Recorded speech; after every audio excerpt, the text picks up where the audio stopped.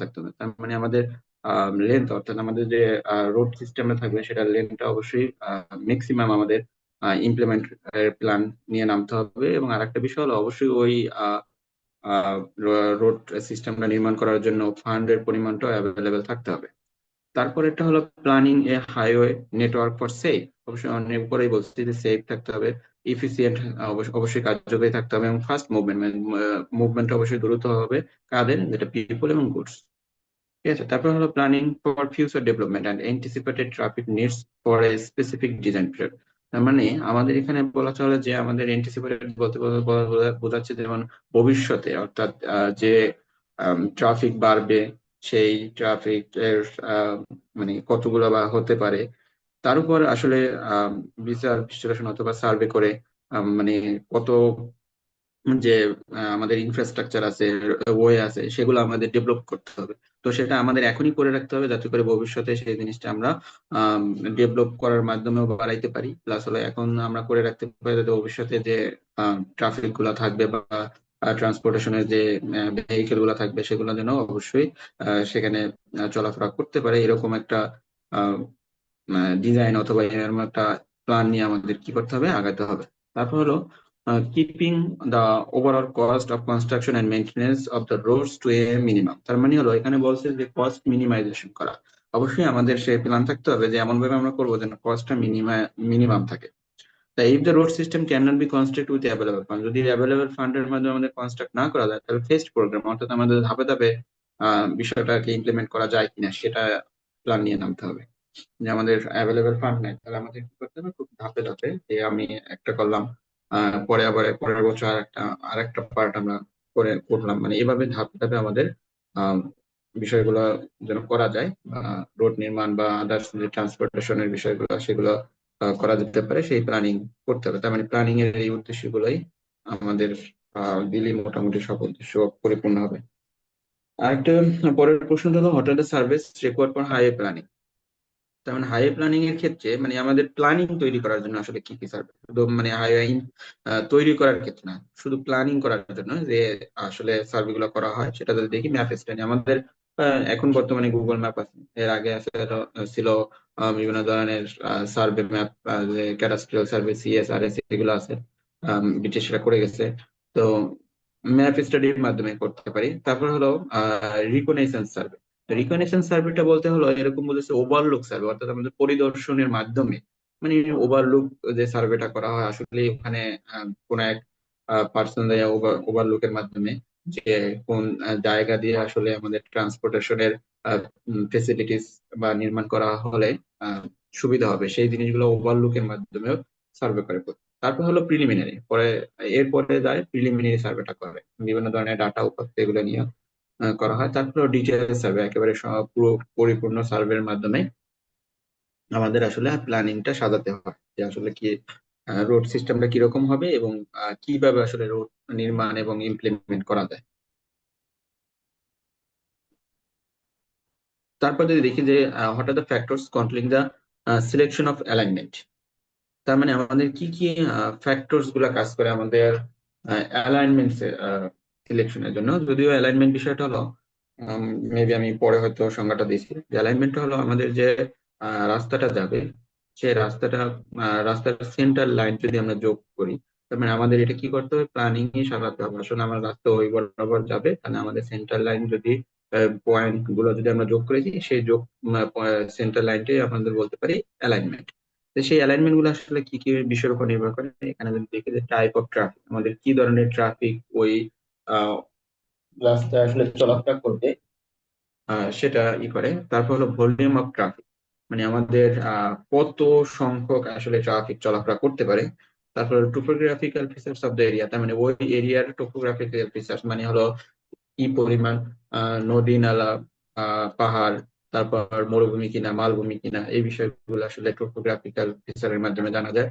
তারপর হলো geological condition, তো ওই এলাকার মাটির যে কন্ডিশন গুলো কিরকম, যে আমাদের আমাদের দেশে তো মাটির বিভিন্ন রূপ দেখা যায়, যে উত্তরাঞ্চলের মাটি একরকম, দক্ষিণাঞ্চলের মাটি একরকম, আবার চিটাগাং হিলস এরিয়ার মাটি অন্যরকম। তার মানে জিওলজিক্যাল কন্ডিশন আমাদের দেখতে হবে।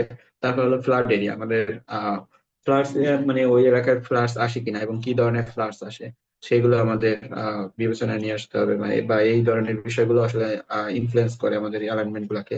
আম, হুম। তারপর হলো ক্যানেল, রিভার আর রেলওয়ে ক্রসিং, অর্থাৎ খাল থাকতে পারে, নদী থাকতে পারে এবং রেলওয়ে ক্রসিং থাকতে পারে। সেগুলো আসলে আমাদের এই অ্যালাইনমেন্টকে ইনফ্লুয়েন্স করে। তারপরে এক্সিস্টিং রাইট অফ ওয়ে, আমাদের আগেই যদি কোনো একটা রাইট অফ ওয়ে থাকে তাহলে সেটাই আসলে ওই দিকেই ফলো করা হয় আসলে আমাদের রোডটাকে নেওয়ার জন্য। তারপর হলো প্রপার ড্রেনেজ আছে কিনা, সেটা আমাদের বিবেচনায় থাকতে হয়। তারপর horizontal curve, gradient, political and other consideration থাকবে। Earth work and back filling, তার মানে আমাদের কি করতে হয় একটা রোড নির্মাণ করার জন্য আসলে ব্যাক ফিলিং অথবা আর্থ ওয়ার্ক, আর্থের আর্থের যে কাজ সেগুলো আসলে করতে হয়। তারপর অব্লিগেটরি পয়েন্টস, বিভিন্ন অব্লিগেটরি পয়েন্টস থাকে, যেমন আসলে মসজিদ থাকে, মন্দির থাকে, স্কুল থাকে বা আদার্স প্রতিষ্ঠান থাকে। এছাড়াও যে পুকুর থাকতে পারে, এগুলো আসলে obligatory points. Stability of slope, আমাদের যে রোডটা নির্মাণ করব তার যে স্লোপ স্টেবিলিটি, আসলে স্লোপ স্টেবিলিটি একটা আমাদের অধ্যায় আছে জিও টেকনিক্যাল ইঞ্জিনিয়ারিং। তার মানে আমাদের যে স্লোপটা থাকবে সেই স্লোপটার স্টেবিলিটি কতটুকু সেটা আসলে আমাদের ইনফ্লুয়েন্স করে আসলে আমাদের রোড অ্যালাইনমেন্ট সিলেকশনের জন্য। পরে যে প্রশ্নটা, সে প্রশ্নটা একটা বিশেষ আসছে। সেটা হলো আমাদের যে দেশীয় আহ, যে রোড নির্মাণ করে বা রাস্তা নির্মাণ করে, হাইওয়ে, সেগুলো আসলে কাদের আন্ডারে থাকে, অথবা বলতে বোঝাচ্ছে আসলে কারা একটা তত্ত্বাবধান করে বা ওনারশিপ বা রেসপন্সিবিলিটি কাদের দায়িত্বে থাকে। সেটাই মূলত এখানে বলা আছে যে classify roads and highway according to Bangladesh classification system. এখানে আমাদের ছয়টা ক্লাসিফাই আমরা করতে পারি। ফার্স্ট হলো ন্যাশনাল হাইওয়ে, যেটা আছে আমাদের ন্যাশনাল হাইওয়ে করে কি, যে আমাদের কোনো ডিস্ট্রিক্ট থেকে আম, আমাদের যে ক্যাপিটাল ঢাকাতে কানেক্ট করে, সেটা আসলে নির্মাণ করে কারা, একটা রোডস এন্ড হাইওয়ে ডিপার্টমেন্ট এটা নির্মাণ করে থাকে এবং এদের রেসপন্সিবিলিটি তাদের। তারপর হলো রিজিওনাল হাইওয়ে, এটা আসলে কানেক্ট করা হলো ডিস্ট্রিক্ট হেডকোয়ার্টার্স কে আমাদের যে বিভাগীয় হেডকোয়ার্টার আছে বা বিভাগের সাথে, সেটা আসলে রিজিওনাল হাইওয়ে বলা হয়। সেটাও আসলে ওনারশিপ হলো পোস্ট এন্ড হাইওয়ে ডিপার্টমেন্ট। তারপর হলো ডিস্ট্রিক্ট রোড অথবা জেলা রোড, যেটা সেটা আমাদের কানেক্ট করে উপজেলা হেডকোয়ার্টার্স থেকে আমাদের জেলা হেডকোয়ার্টার্স, সেটাও দেখে আসলে রোডস এন্ড হাইওয়ে। এবং কিছু কিছু ক্ষেত্রে এলজিইডিও মানে এখন হয়তো এই বিষয়গুলো দেখে। তারপর হলো উপজেলা রোডস। উপজেলা যে রোডস গুলো আছে, সেগুলো আসলে কানেক্ট করে আমাদের গ্রোথ সেন্টার থাকে, বিভিন্ন ধরনের উৎপাদন মুখী যে প্রতিষ্ঠান গুলো আছে সেইগুলোকে আসলে আমাদের উপজেলার সাথে কানেক্ট করে থাকে। তো সেগুলো আসলে দেখে এলজিইডি। তারপর হলো ইউনিয়ন রোড। ইউনিয়ন রোড মূলত হলো ইউনিয়ন হেডকোয়ার্টার থেকে উপজেলা হেডকোয়ার্টার পর্যন্ত যে কানেক্ট করে, সেগুলো দেখে এলজিইডি। ভিলেজ রোড, আমাদের ভিলেজে একেবারে প্রত্যন্ত গ্রাম অঞ্চলে যে রোড গুলা থাকে সেগুলো হলো দেখতে থাকে এলজিইডি। তারপরে হলো মেন, হঠাৎ the main classification of countries road. তার মানে আমাদের এখানে রোড ক্লাসিফিকেশনের ক্ষেত্রে যদি দেখি, মানে বিভিন্ন ক্লাসিফাই বা বিভিন্ন ভাবে ক্লাসিফাই করা যায়। এটা মানে according to the traffic volume, আমাদের ট্রাফিকের সংখ্যার উপর নির্ভর করে। সেটা হলো হেভি, মিডিয়াম, লাইট ট্রাফিক। মানে কোনো কোনো জায়গায় হেভি ট্রাফিক, যেমন আমাদের ঢাকা অঞ্চলে প্রচুর পরিমাণে যানজট থাকে, হেভি ট্রাফিক। মিডিয়াম ট্রাফিক হয়তো অন্যান্য জেলা শহরের দিকে থাকতে পারে, এবং লাইট ট্রাফিক যে জায়গায় গ্রাম অঞ্চল বা আদার্স যে জায়গায় জনসংখ্যা খুব কম, আহ, যে হাওর, এই অঞ্চলগুলোতে আসলে লাইট ট্রাফিক রোড নির্মাণ হয়। তারপরে according to geographical area, geography অথবা লোকেশন আছে, এটা এরা সহজ, যেমন রুরাল রোড এবং আরবান রোড, গ্রাম্য রোড এবং শহরের রোড। অ্যাকর্ডিং টু ফাংশনালস, এই ফাংশনালস এটা একটু ইম্পর্টেন্ট। ফাংশনালস আসলে কিভাবে রোড গুলোকে নির্মাণ করা হয়, একটা এর আগে আমরা আলোচনা করছি, সেগুলাই আসলে national highway, regional highway, district highway, Upazila roads, union roads and village roads. তার মানে এটাই ফাংশন ওয়াইজ আমাদের নির্ভর। পরবর্তী যে প্রশ্নটা, সেটা খুবই গুরুত্বপূর্ণ প্রশ্ন এবং অনেকবার অনেকবার আসলে আমাদের বিভিন্ন পরীক্ষায় আমরা আসতে দেখছি। সেটা হলো যে draw the schematic relationship between access and movement function of state. তো এটা আসলে ড্র করতে হয়, এবং আমি প্রথম দিকে যখন এটা দেখি অনেকবারই শুধু মুখস্থ করে যে ড্র করতেছে, আসলে আহ, বিষয়টা বুঝি না আসলে কি বলছে। তো এটা যদি আমরা একটু বোঝার চেষ্টা করি এবং বুঝে বুঝে যদি আমরা এটা চিন্তা করি, তাহলে আমাদের একবার আসলে বুঝলেই পরবর্তীতে যে কোনো সময় যে কোনো পরীক্ষা আসলে আমরা এটা সহজে অ্যান্সার করতে পারবো। তো এখানে যদি আমরা দেখি যে রোডের নামগুলো, তাহলে এখানে প্রথমে মানে বলা আছে যে কেয়ালডিসাক, কানাগলি, অর্থাৎ আমাদের বিভিন্ন শহরের ক্ষেত্রে যে যে গলিগুলোর শেষে অর্থাৎ বন্ধ থাকে, মানে আর যাওয়ার পথ থাকে না, ওই ধরনের গলি। এটা একেবারে যে গলি বলা হয়, যে একটা রাস্তা আছে যেখানে কয়েকটা বাসা, আর পর আর কোনো সামনে যাওয়ার জায়গা নাই, ওটাকে কেয়ালডিসাক। এবং পাবলিক লেন, আরো মানে ওইভাবে যেটা হয়তো যাওয়ার জায়গা থাকে, মানে তাও ছোট ছোট গলিগুলা বলা হয়। তার মানে এটাই ক্যালডিসেক এবং পাবলিক লেন। তারপর লোকাল মাইনর আর্টেরিয়াল, এগুলো হলো যে আবার বলা চলে যে যে আমাদের হাইওয়ে বলি, সেই হাইওয়ে গুলো এরকমের যে collector, minor arterial, major arterial, এরপর আছে এক্সপ্রেসওয়ে এবং ফ্রিওয়ে। আমাদের দেশে ফ্রিওয়েটা নাই, আমাদের দেশে এখনো এক্সপ্রেসওয়ে আছে। আমাদের আমাদের এই যে ভাঙা থেকে, সরি, ঢাকা থেকে ভাঙা যে এক্সপ্রেসওয়ে, সেটা এছাড়া আমাদের এলিভেটেড এক্সপ্রেসওয়ে আছে। এখানে আমরা যদি দেখি, এখানে দুটো আসলে এক্সিস এর মাধ্যমে এখানে ই করছে, যে নিচের যে এক্সিস, যেটাকে যদি আমরা এক্স এক্সিস হিসেবে কল্পনা করি, আর এর পাশের এক্সিসটা যদি ওয়াই কল্পনা করি, তাই এক্স এক্সিসে আমাদের মুভমেন্ট ফাংশন, অর্থাৎ গাড়ি, আহ, মানে আমাদের যে গাড়িগুলো তার স্পিড কিরকম বা তাদের মুভমেন্টের ধরন কিরকম সেটা আসলে চিহ্নিত করে। আর ওয়াই এক্সিস আসলে অ্যাক্সেস নেই আমাদের, আহ, যে সেই গাড়িগুলার কোন রোডে অ্যাক্সেস আছে সেটা আসলে ডিপেন্ড করে সেই মাধ্যমে আসলে দেখতে পারি। যে প্রথমে যদি দেখি যে কেএলডিসি অথবা পাবলিক উপরে একটা বিন্দু আকারে দেখানো আছে, তো এখানে যদি দেখি এই ইতে যে নিচের দিকে তাকায়, সেখানে লেখা আছে নো থ্রো ট্রাফিক, মানে থ্রো বলতে হলে সেখানে দ্রুত গতির কোনো ট্রাফিক সেখানে থাকবে না, এটাই বলা আছে। যেমন এখানে আবার যদি আমরা আহ, বাম পাশে আনরেস্ট্রিক্টেড অ্যাক্সেস, তার মানে সেখানে আসলে যে কেউই ঢুকতে পারবে, মানে রেস্ট্রিক্ট থাকে না সচরাচর। যদিও বড় গাড়ি আসলে ওই কানাগলিতে ঢুকতে পারবে না, কারণ তাদের আহ, মানে বাধা প্রদানকারী কোনো সংস্থা সেখানে আসলে নাই, এটা বোঝাচ্ছে যে আনরেস্ট্রিক্টেড অ্যাক্সেস। পরবর্তীতে যে লোকাল কালেক্টর ট্রাফিক, এটা যখন আমাদের আসতে তখন দেখা যাচ্ছে আসলে আমাদের নিচের লেনটা যদি দেখি, তার মানে ওটা আমাদের দেখা যাচ্ছে যেদিকে যদি ভাগ করে নিই, তাহলে দেখা যাবে যে in case the proportion of through traffic, মানে কি আমাদের যখন আহ ডানের দিকে আমরা আগাবো, তখন আমরা দেখতে ওই রোড গুলাতে থ্রো ট্রাফিকের পরিমাণটা আসলে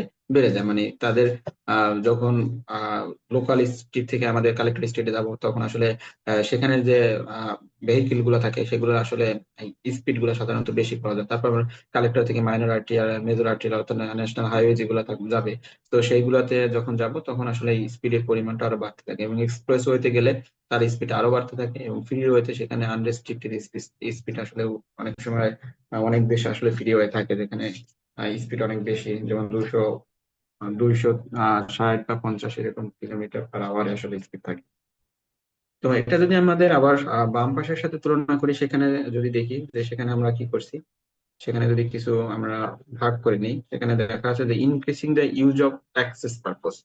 তারা আমাদের ওই রোড গুলোকে অ্যাক্সেস অ্যাক্সেস পারপোজ বলতে বোঝাচ্ছে যে সেখানে আসলে আহ, মানে যখন আমাদের উপরের দিকে যায়, মানে আমাদের কমতে থাকে, মানে অ্যাক্সেস গুলো আসলে বাড়তে থাকে, কিন্তু নিচের দিকে যদি আমরা দেখি তাহলে নিচের দিকে অ্যাক্সেস গুলো কমতে থাকে, মানে decreasing the degree of access control. Access purpose বলতে বোঝাচ্ছে যে আমরা এমন একটা রাস্তায় দাঁড়ালাম, সেখানে আসলে ওই যে দেখি আমরা মাঝে মধ্যে যাই একটা ভেহিকেলকে আমরা দাঁড় করে ফেলি, পার্কিং করে ফেলতে পারি, তার মানে কি অ্যাক্সেস পারপাসের মধ্যে একটা হতে পারে পার্কিং, তার মানে আমরা পার্কিং করতে পারি বা রাখতে পারি বা আমরা চলাফেরা করতে পারি, সেক্ষেত্রে বোঝাচ্ছে যে একটা অ্যাক্সেস পারপাস। কিন্তু আমাদের যখন এক্সপ্রেস ওয়ে অথবা ফ্রিওতে যাবো, তখন আমাদের ওই রাস্তা আসলে পার্কিং করার কোনো অ্যাক্সেস থাকে না, দাঁড়ানোর মতো অ্যাক্সেস থাকে না। আবার এমনও আছে যে গাড়ির স্পিড খুব কম, সেই গাড়ি আসলে ওই এক্সপ্রেস ওয়েতে ঢুকতে পারে না। আবার এমন আছে যে অনেক অনেক জায়গায় বলা থাকে আসলে থ্রি হুইলার কোনো রাস্তা চলতে পারবে না। আবার এরকম বলা আছে যে আসলে সাইকেল চলতে পারবে না, রিক্সা চলতে পারবে না, বাইক চলতে পারবে না, মানে এই বিষয়গুলোর উপরে আসলে অ্যাক্সেসটা নির্ভর করে। তার মানে আমাদের যতই আসলে এক্সপ্রেস অথবা ফ্রিওর দিকে যাব, তখনই আমরা দেখা যাবে যে অ্যাক্সেস, মানে তখন আমাদের কি থাকে, যে আমাদের কোনো সংস্থা থাকে, সেই সংস্থা আসলে আমাদেরকে বাধা প্রদান করে যে এইসব গাড়িগুলো আসলে ঢুকতে পারবে না, এইসব গাড়িগুলো ঢুকতে পারবে, সেইগুলো আসলে নির্ধারণ করে থাকে। তাহলে আমাদের এই জিনিসটা যদি এভাবে আমরা স্টাডি করি, তাহলে অবশ্যই সহজেই আমাদের এই প্রশ্ন যখনই আসবে, যে পরীক্ষা আসবে, সেটা আমরা পারবো। তারপরে যদি আমরা পরের এটা দেখি যে state the functional classification of highway, আমাদের এখানে যেটা পড়ছি সেটাই, যে আমাদের হাইওয়ের ফাংশনাল ক্লাসিফিকেশন। তো হাইওয়ের ফাংশনাল ক্লাসিফিকেশন এখানে আমাদের ওই যে মেজর আর্টেরিয়ালস দেখছি, ওটাই প্রিন্সিপাল আর্টেরিয়ালস বলা চলে, minor arterials, major collectors, minor collectors এবং লোকাল স্টেট। আমাদের হাইওয়ে এখানে এক্সপ্রেসওয়ের কথাও বলে নাই, অথবা ফ্রিওয়ের কথাও বলে নাই, অথবা এরকম কানাগলি বা এর কথা বলে নাই, কিন্তু আমাদের যেগুলো হাইওয়ে থাকে সাধারণত সেগুলো আসলে কয় ভাগে ভাগ করা যায় সেটা এখানে বলা আছে। তারপর হলো which organisation is responsible for construction and maintenance of roads, এটা আমরা আগে আলোচনা করছি, আসলে কোন কোন কোন রোড গুলা কারা রেসপন্সিবল, দায়ী এবং কনস্ট্রাকশন করে থাকে। তারপর what is the transportation system, what are it's various functional elements. তার মানে ট্রান্সপোর্টেশন সিস্টেমটা কি, আমাদের সিস্টেমটা নিয়ে আলোচনা করবো এখন এবং তাদের ফাংশনাল এলিমেন্টস গুলা কি কি। তো এখানে ট্রান্সপোর্টেশন সিস্টেম আসলে আমাদের বিষয়টা হলো এরকম যে একটা ইনফ্রাস্ট্রাকচার আমাদের তৈরি করতে হবে, সেখানে থাকবে আমাদের আহ কি কি থাকতে পারে, যেমন আমাদের টার্মিনাল থাকতে পারে, অথবা লঞ্চ, যে লঞ্চ ঘাট করে সেটা যে সদরঘাট বলি আমরা, সদরঘাট থাকতে পারে। ট্রেনের জন্য সেখানে আমাদের কি থাকতে পারে, ট্রেনের জন্য আমাদের এই যে ট্রেনের হয়তো টার্মিনাল বলা চলে, বা যেটাই বলি না কেন সেগুলো আসলে ইনফ্রাস্ট্রাকচার ফেসিলিটি। তারপর ওয়ে থাকবে মানে তোমার পথ, যেমন যদি আমরা গাড়ির জন্য অথবা ভেহিকেলের জন্য বলি সেখানে আমাদের রোডস থাকে, ট্রেনের জন্য রেল লাইন থাকে। তার মানে এই যে পথগুলো সেই পথগুলো থাকবে। তার মানে এটাই বলছি যে আমাদের যে transportation system is the infrastructure that serves to move people and goods quality. তার মানে এই ধরনের ইনফ্রাস্ট্রাকচার আমাদের তৈরি করতে হবে যে আমাদের আহ, জন মানে লোকজন এবং আমাদের যে গুডস গুলো আছে সেগুলো আমাদের মুভমেন্টের জন্য। তারপরে ট্রান্সপোর্টেশন সিস্টেম কনসিস্ট হবে আমাদের কি কি আসলে ট্রান্সপোর্ট কনসিস্ট করা হয়।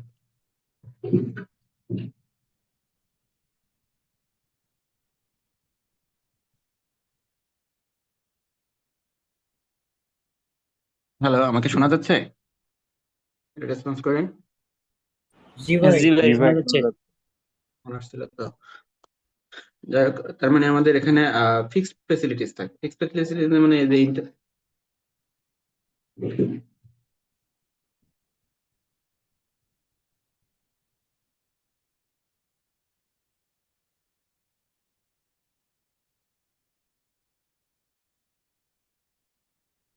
আচ্ছা সরি, যে আমাদের ফিক্স ফ্যাসিলিটিস ইন্টারসেকশন থাকে, ইন্টারসেকশন গুলো আমাদের পড়াবে পরবর্তীতে, যে আমাদের আসলে আম, যদি এরকম হয় যে আমরা ইন্টারসেকশন গুলো এমন এমন জায়গায় দেখি যে ট্রেন ক্রস করতেছে, তো সেখানে হয়তো এরকম আছে যে আমাদের ট্রেন নিতে যাচ্ছে উপরে, এটা আমাদের দেখা যাচ্ছে যে এতে আহ, গাজীপুরের শালনাতে এরকম একটা দেখছি ইন্টারসেকশন। তো এছাড়াও রোডের ক্ষেত্রে ইন্টারসেকশন থাকে, যেমন আমাদের ভাঙাতে ইন্টারসেকশন আছে, ওটা গ্লোবালি বলা হয়। তো এই ধরনের ইনফ্রাস্ট্রাকচার তৈরি করা হয়। তারপর হলো সার্ভিস স্টেশন, আমাদের সার্ভিস স্টেশন বলা হয়, যেমন বাস স্টেশনের জন্য বাস স্টেশন, রেলের জন্য রেল স্টেশন। তারপর হলো যে লঞ্চের জন্য যেমন সদরঘাট, এগুলো স্টেশন গুলো থাকে। তার ফ্লো এন্টিটিস, আমাদের ফ্লো এন্টিটিস গুলো কেমন বলছে, কার্স, বাস, প্যাসেঞ্জার্স। তার মানে এটা হয়তো রোডের সাথে তুলনা করছে যে ফ্লো আমাদের কি কি আসলে আহ, গাড়ি থাকে, বাস থাকে এবং এটা প্যাসেঞ্জারও থাকে। আবার কন্ট্রোল কম্পাউন্ড থাকে, আমাদের কন্ট্রোল সিস্টেম থাকে। কন্ট্রোল সিস্টেমের ক্ষেত্রে আমাদের এরকম থাকে যে আমাদের এই যে আমরা বলি যে রোড লাইট প্লাস হলো আম, এই যে আমাদের যে সিগন্যাল গুলা থাকে সেইগুলো আসলে আমাদের এই যে কন্ট্রোল কম্পাউন্ড গুলো মানে থাকে। ফাংশনাল এলিমেন্টের ভিতরে তো আমি এর আগে আলোচনা করি, যেমন the way, the unit of carriage. মানে ইউনিট অফ ক্যারিজ বলতে বলতে কার, বাস, এগুলো আসলে ইউনিট অফ ক্যারিজ। আমাদের যে মানে যাতে করে আমরা আসলে যাতায়াত করে থাকি।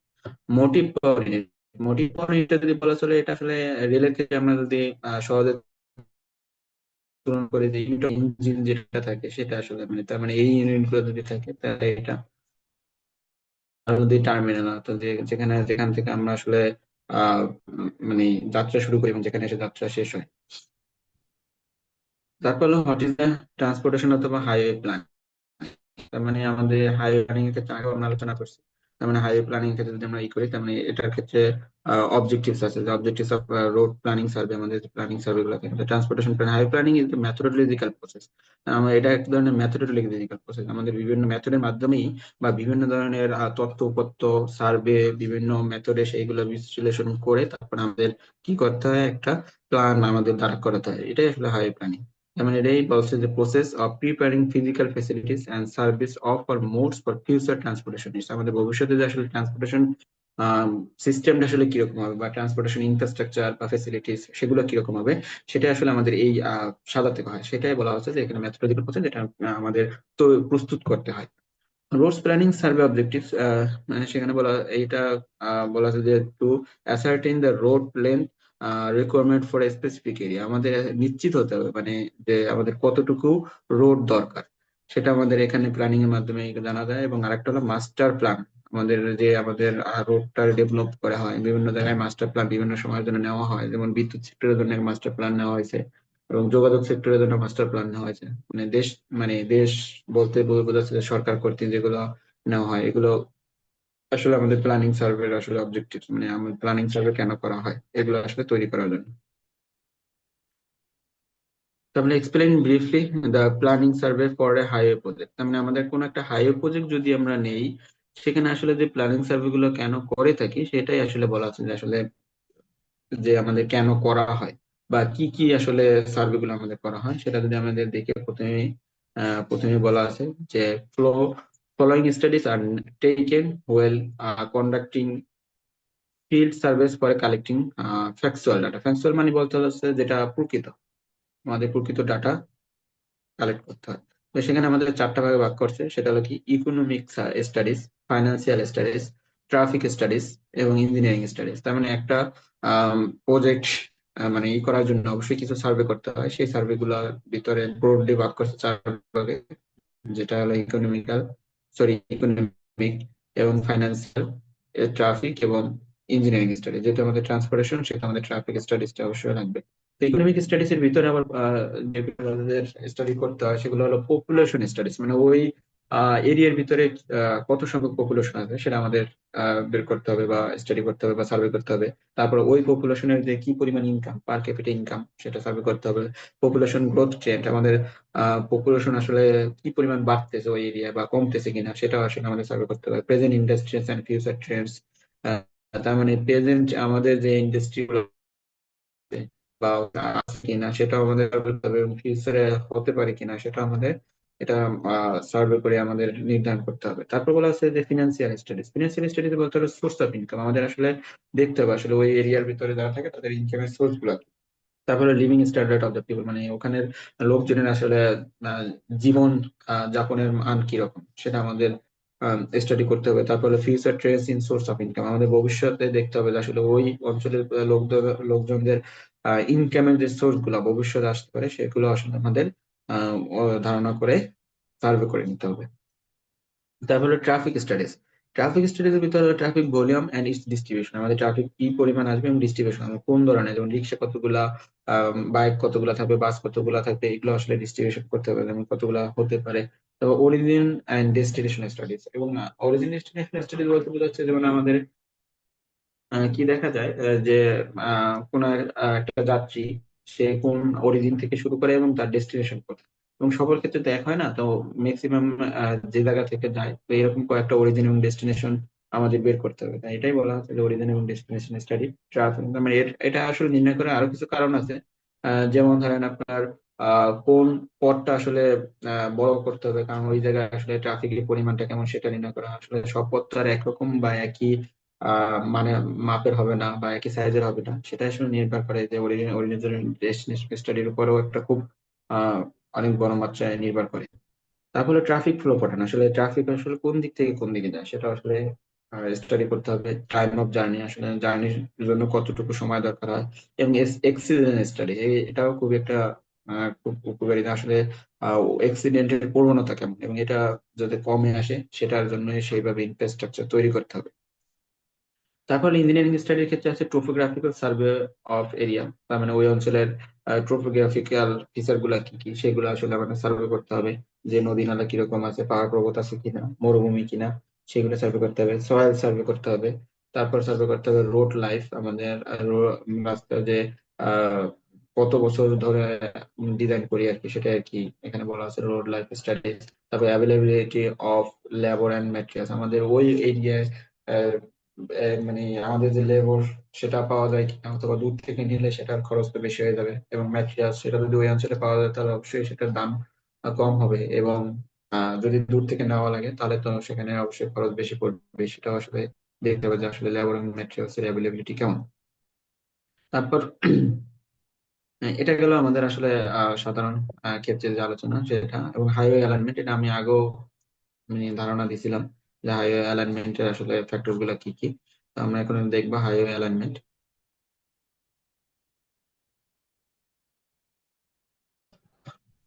তো এখানে বলা আছে যে what do you mean by highway alignment. Highway alignment কি, the position or layout of the central line of the highway, আমরা যে হাইওয়েটা তৈরি করব তার যে সেন্ট্রাল লাইনটা যদি আমাদের মাটিতে ফালাই দেয়, মানে মাটির উপর কল্পনা করি, তাহলে সেটাই হলো যে আমাদের অ্যালাইনমেন্ট। এটাই বলছে on the ground is called the alignment.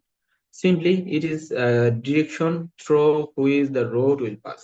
It includes a straight path, মানে এটা সোজা পাথ থাকবে, তারপর কার্ভস, যে জায়গায় কার্ভস দরকার সে জায়গায় কার্ভস, হবে এবং হরাইজন্টাল ডেভিয়েশনও থাকবে।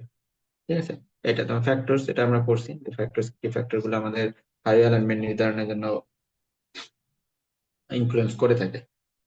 তারপরে পরবর্তী প্রশ্নটা আসলে আমাদের আসছিল একটা বিসিএস উপরের প্রশ্নটা বিসিএস অনেকবার আসছে যে what special considerations are needed in hilly areas and desert areas. আমাদের হিলি এবং ডেজার্ট এরিয়া আসলে হাইওয়ে অ্যালাইনমেন্টের ক্ষেত্রে কি কি কনসিডার আসলে করতে হয়। অবশ্যই স্পেশাল যেগুলো আছে সেগুলো, যেমন স্টেবিলিটি কেমন আমাদের ওখানে, যদি আমরা পাহাড়ের কথা চিন্তা করি, সেটা আসলে আমাদের যে জায়গা দিয়ে রোডটা যাবে সেই জায়গাটার আসলে স্টেবিলিটি কেমন সেটা আসলে নিশ্চিত হতে হবে। ড্রেনেজ ফেসিলিটি কিরকম সেটাও আমাদের ই করতে হবে। যে জিওমেট্রিক স্ট্যান্ডার্ডস, আমাদের আসলে রোডটা কত বড় হবে, কত সাইজ হবে, কত মানে কি আহ, ওখানে যে কার্ভটা কিরকম হবে, সেখানের সুপার এলিভেশন কতটুকু হবে, এগুলো আসলে আমাদের বিবেচনা করতে হবে। তারপর জিওলজিক্যাল কন্ডিশন, অর্থাৎ এটা তো ওই যেমন ওই মাটি কিরকম, মাটির যে গুণাগুণ, মানে সব অঞ্চলের মাটি যেমন মরুভূমির মাটি অথবা আহ পাহাড়ের মাটি তো একরকম না তো। এছাড়া আমাদের সমতলের মাটিও তো একরকম, তার মানে ওইভাবে আমাদের কনসিডারেশন নিতে হবে। তারপর ডিপ কাটিং এবং হেভি ফিলিং, এটা অবশ্যই অ্যাভয়েড করতে হবে।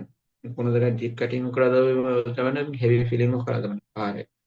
তবে এবং এটা হেভি ফিলিংও করা যাবে না ওই তো মরুভূমিতেও, কারণ অনেক সময় মরুভূমিতে মরু ঝড় হয়। সেক্ষেত্রে ঝড়ে হয়তো ডিপ কাটিং এর ক্ষেত্রেও সমস্যা, মানে আহ, বলা চলে যে ডিপ কাটিং করলে সেখানে ওটা ফিল হওয়ার সম্ভাবনা থাকে। আর হেভি ফিলিং এর ক্ষেত্রেও আসলে ঝড়ের আসলে সুবিধা ওখানে এমন হইতে পারে যে আপনার আহ, ওখানে যদি বৃষ্টিপাত বেশি হয় এবং ওখানে মাটিটা আসলে, মাটি বলতে না ওখানে বালি থাকে, বালির ক্ষেত্রে যে আম, মানে বলা চলে যে মানে স্টেমটা, সেই স্টেমটা আসলে পাওয়া যায় না। তো সেক্ষেত্রে আসলে হেভি ফিলিং এর ক্ষেত্রে আসলে ওই যে স্লাইডিং হওয়ার ক্ষেত্রে বা ল্যান্ডস্লাইড বলতে পারেন, অথবা সোলার স্টেবিলিটির ক্ষেত্রে কম মানে স্টেম থাকে। আর unnecessary curves and deviations, hill road মানে আমাদের পাহাড়ের রোডের ক্ষেত্রে যে মানে অপ্রয়োজনীয় যে কার্ভ গুলা থাকবে সেগুলো পরিহার করতে হবে, এবং ডেভিয়েশন হলো সেগুলো আসলে পরিহার করতে হবে। যতদূর সম্ভব আমাদের পরিহার করে আসলে আমাদের এই অ্যালাইনমেন্ট গুলা নির্ণয় করতে হবে। তো এখানে আসলে আমি একটা ফ্রেমওয়ার্ক দেখাইছি, যদিও এটা আসলে সহজে বোঝার বিষয় না। এটা আমরা যদি একটু চিন্তা করি যে আহ, আমাদের ক্ষেত্রে কনস্ট্রাকশন প্রসেসে হয়তো আমরা এটা করছি যে ক্রিটিক্যাল পাথ মেথড, অর্থাৎ আমাদের কোনো একটা প্রজেক্ট মানে কোন প্ল্যানে আসলে ইমপ্লিমেন্টেশন হয়, যে এই কাজ করার পরে পরের কাজ আসে। তো এখানে আসলে ওটা না, এটা প্ল্যানিং তৈরি করার ক্ষেত্রে, তো প্ল্যানিং তৈরি করার ক্ষেত্রে আসলে বিভিন্ন তথ্য পত্র নিয়ে করতে হয়। তো সেখানে আসলে ডাটাবেস সিস্টেমের মাধ্যমে আসলে করা হয়। তো এটা আসলে আমি যদি একটু এক্সপ্লেন করি তাহলে হয়তো আপনারা একটু বুঝতে পারবেন যে এখানে কি করা হয়েছে। তো এখানে করা হয়েছে যে সোসিও এবং ইকোনমিক ল্যান্ড ইউজ ডাটাবেস, আমাদের বিভিন্ন তথ্য উপস্থিত নেওয়া হয়। এবং সেখানে আবার করা হয় ট্রান্সপোর্টেশন সিস্টেম ডাটাবেস, আমাদের সিস্টেম ডাটাবেস আমাদের কি ধরনের ট্রান্সপোর্টেশন সিস্টেম আছে সেটা নিয়ে আসলে আমাদের কি করা হয়।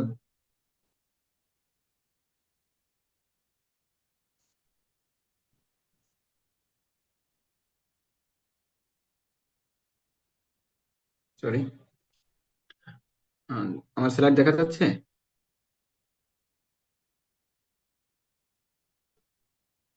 জি ভাই, দেখা যাচ্ছে। আচ্ছা, সেখানে কি যেমন আমাদের কি পরবর্তীতে কি করতে হয় যে গোলস অথবা অবজেক্টিভ সেট করতে হয়। গোলস এবং অবজেক্টিভ সেট হলে আমাদের বের করতে হবে আমাদের কি কি ধরনের ডেফিসিয়েন্সি অথবা অপরচুনিটিস আছে। মানে ডেফিসিয়েন্সি বলতে বোঝাচ্ছে আমাদের কোনো ঘাটতি আছে কিনা, এবং কোনো সুযোগ সুবিধাও আছে কিনা, সেটা আমাদের কি করতে হবে, আইডেন্টিফাই করতে হবে। এবং ডেভেলপমেন্ট অ্যানালাইসিস অল্টারনেটিভস, আমাদের যদি ডেফিসিয়েন্সি ঘাটতি থাকে তাহলে আমাদের কি করতে হবে, আমাদের যে অল্টারনেটিভস খুঁজতে হবে আসলে ওই ঘাটতিটা পূরণের জন্য আদার্স কোনো কিছু আছে কিনা যেটা আমাদের পূরণ করতে পারে। তারপর হলো ইভ্যালুয়েট অল্টারনেটিভস, আমরা অল্টারনেটিভ গুলো মূল্যায়ন করতে হবে আসলে যে আমরা অল্টারনেটিভ গুলো নিয়েছি সেগুলো আমাদের আসলে যথোপযুক্ত কিনা সেটা মূল্যায়ন করতে হবে। তারপর কি করতে হবে, প্ল্যান ইমপ্লিমেন্ট করতে হবে, মানে প্ল্যান প্রস্তুত করতে হবে। এখন আছে যদি এরকম হয় যে আমাদের প্ল্যান মানে প্রস্তুত করতে পারলাম না, যে প্ল্যানটা আসলে ফেল করলো, তখন আমাদের কি করতে হবে, তখন আমাদের মেজর সিস্টেম পারফরমেন্সে যেতে হবে। আমাদের মেজর সিস্টেম পারফরমেন্স বলতে হলো যে আবার কি করতে হবে, সেটাকে রিভিউ করতে হবে। রিভিউ করতে পারি, এক হলো যে আমাদের যদি এরকম হয় যে ডেফিসিয়েন্সি গোলস এবং অবজেক্টিভ ঠিক আছে, তাহলে আমাদের কি করতে পারি, সেটা আমাদের ডেফিসিয়েন্সি এবং এটাকে পরিবর্তন করতে পারি।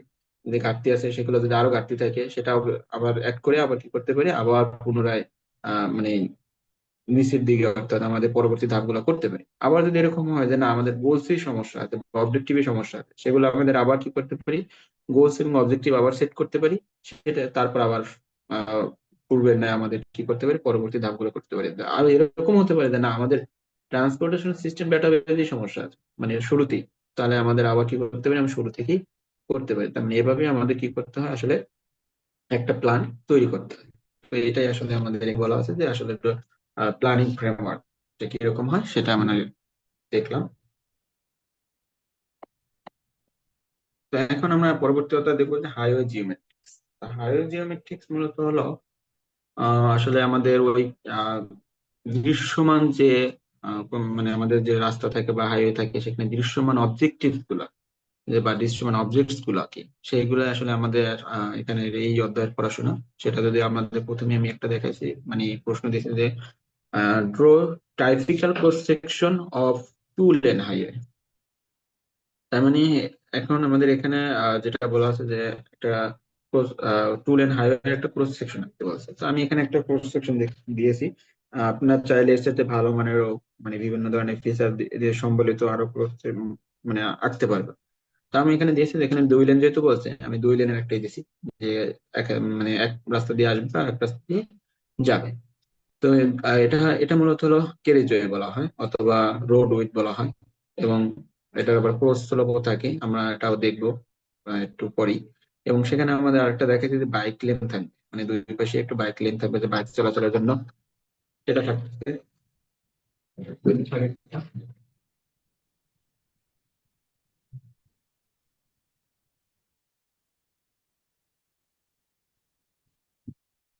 তো আমাদের বাইক লেন থাকবে।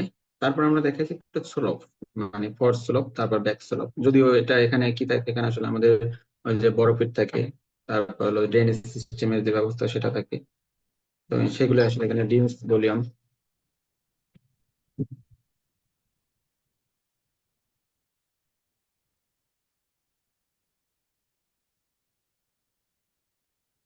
ডিস ভলিউম থাকে। তারপর হলো এটা মূলত বলা আছে ক্লিয়ার। তো এই টোটালটাই হলো দেয়া।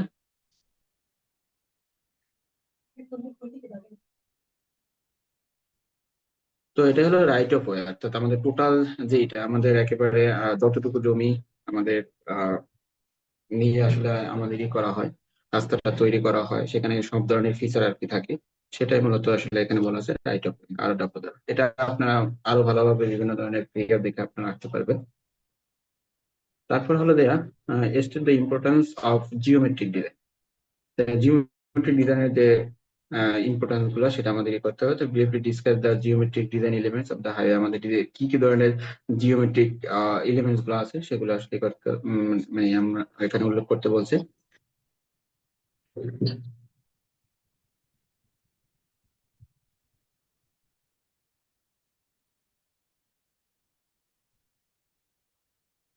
তো আমাদের geometric design of highway deals with the layout and dimensions of visible features of the highway. তার মানে আমাদের যে ফিচার্স গুলো আমাদের দেখা বা দৃশ্যমান সেগুলো আসলে আহ, মূলত আসলে জিওমেট্রিক হাইওয়ে নিয়ে করা হয়।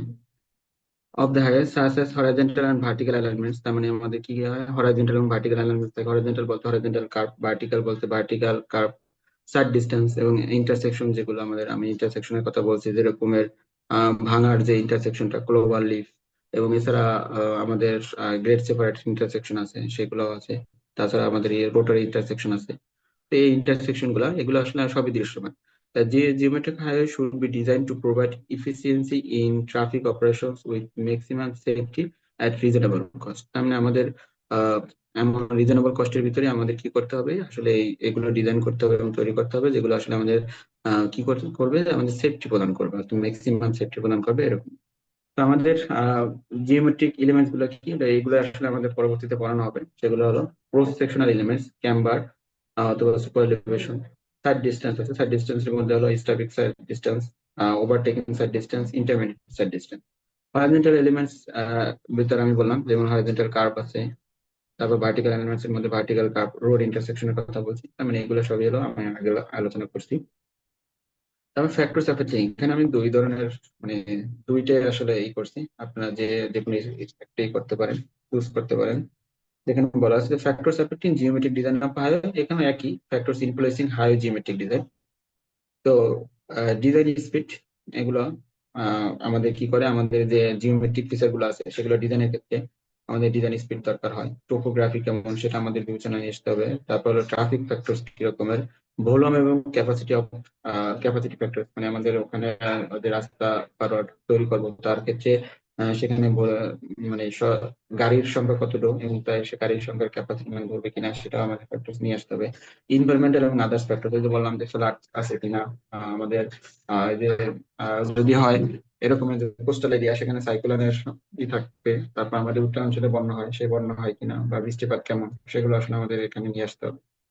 তো এগুলোই নিচে হওয়া ঠিক একই রকমের সবগুলোই আছে, কিছু বাড়তি আছে যেমন ফাংশনাল ক্লাসিফিকেশন,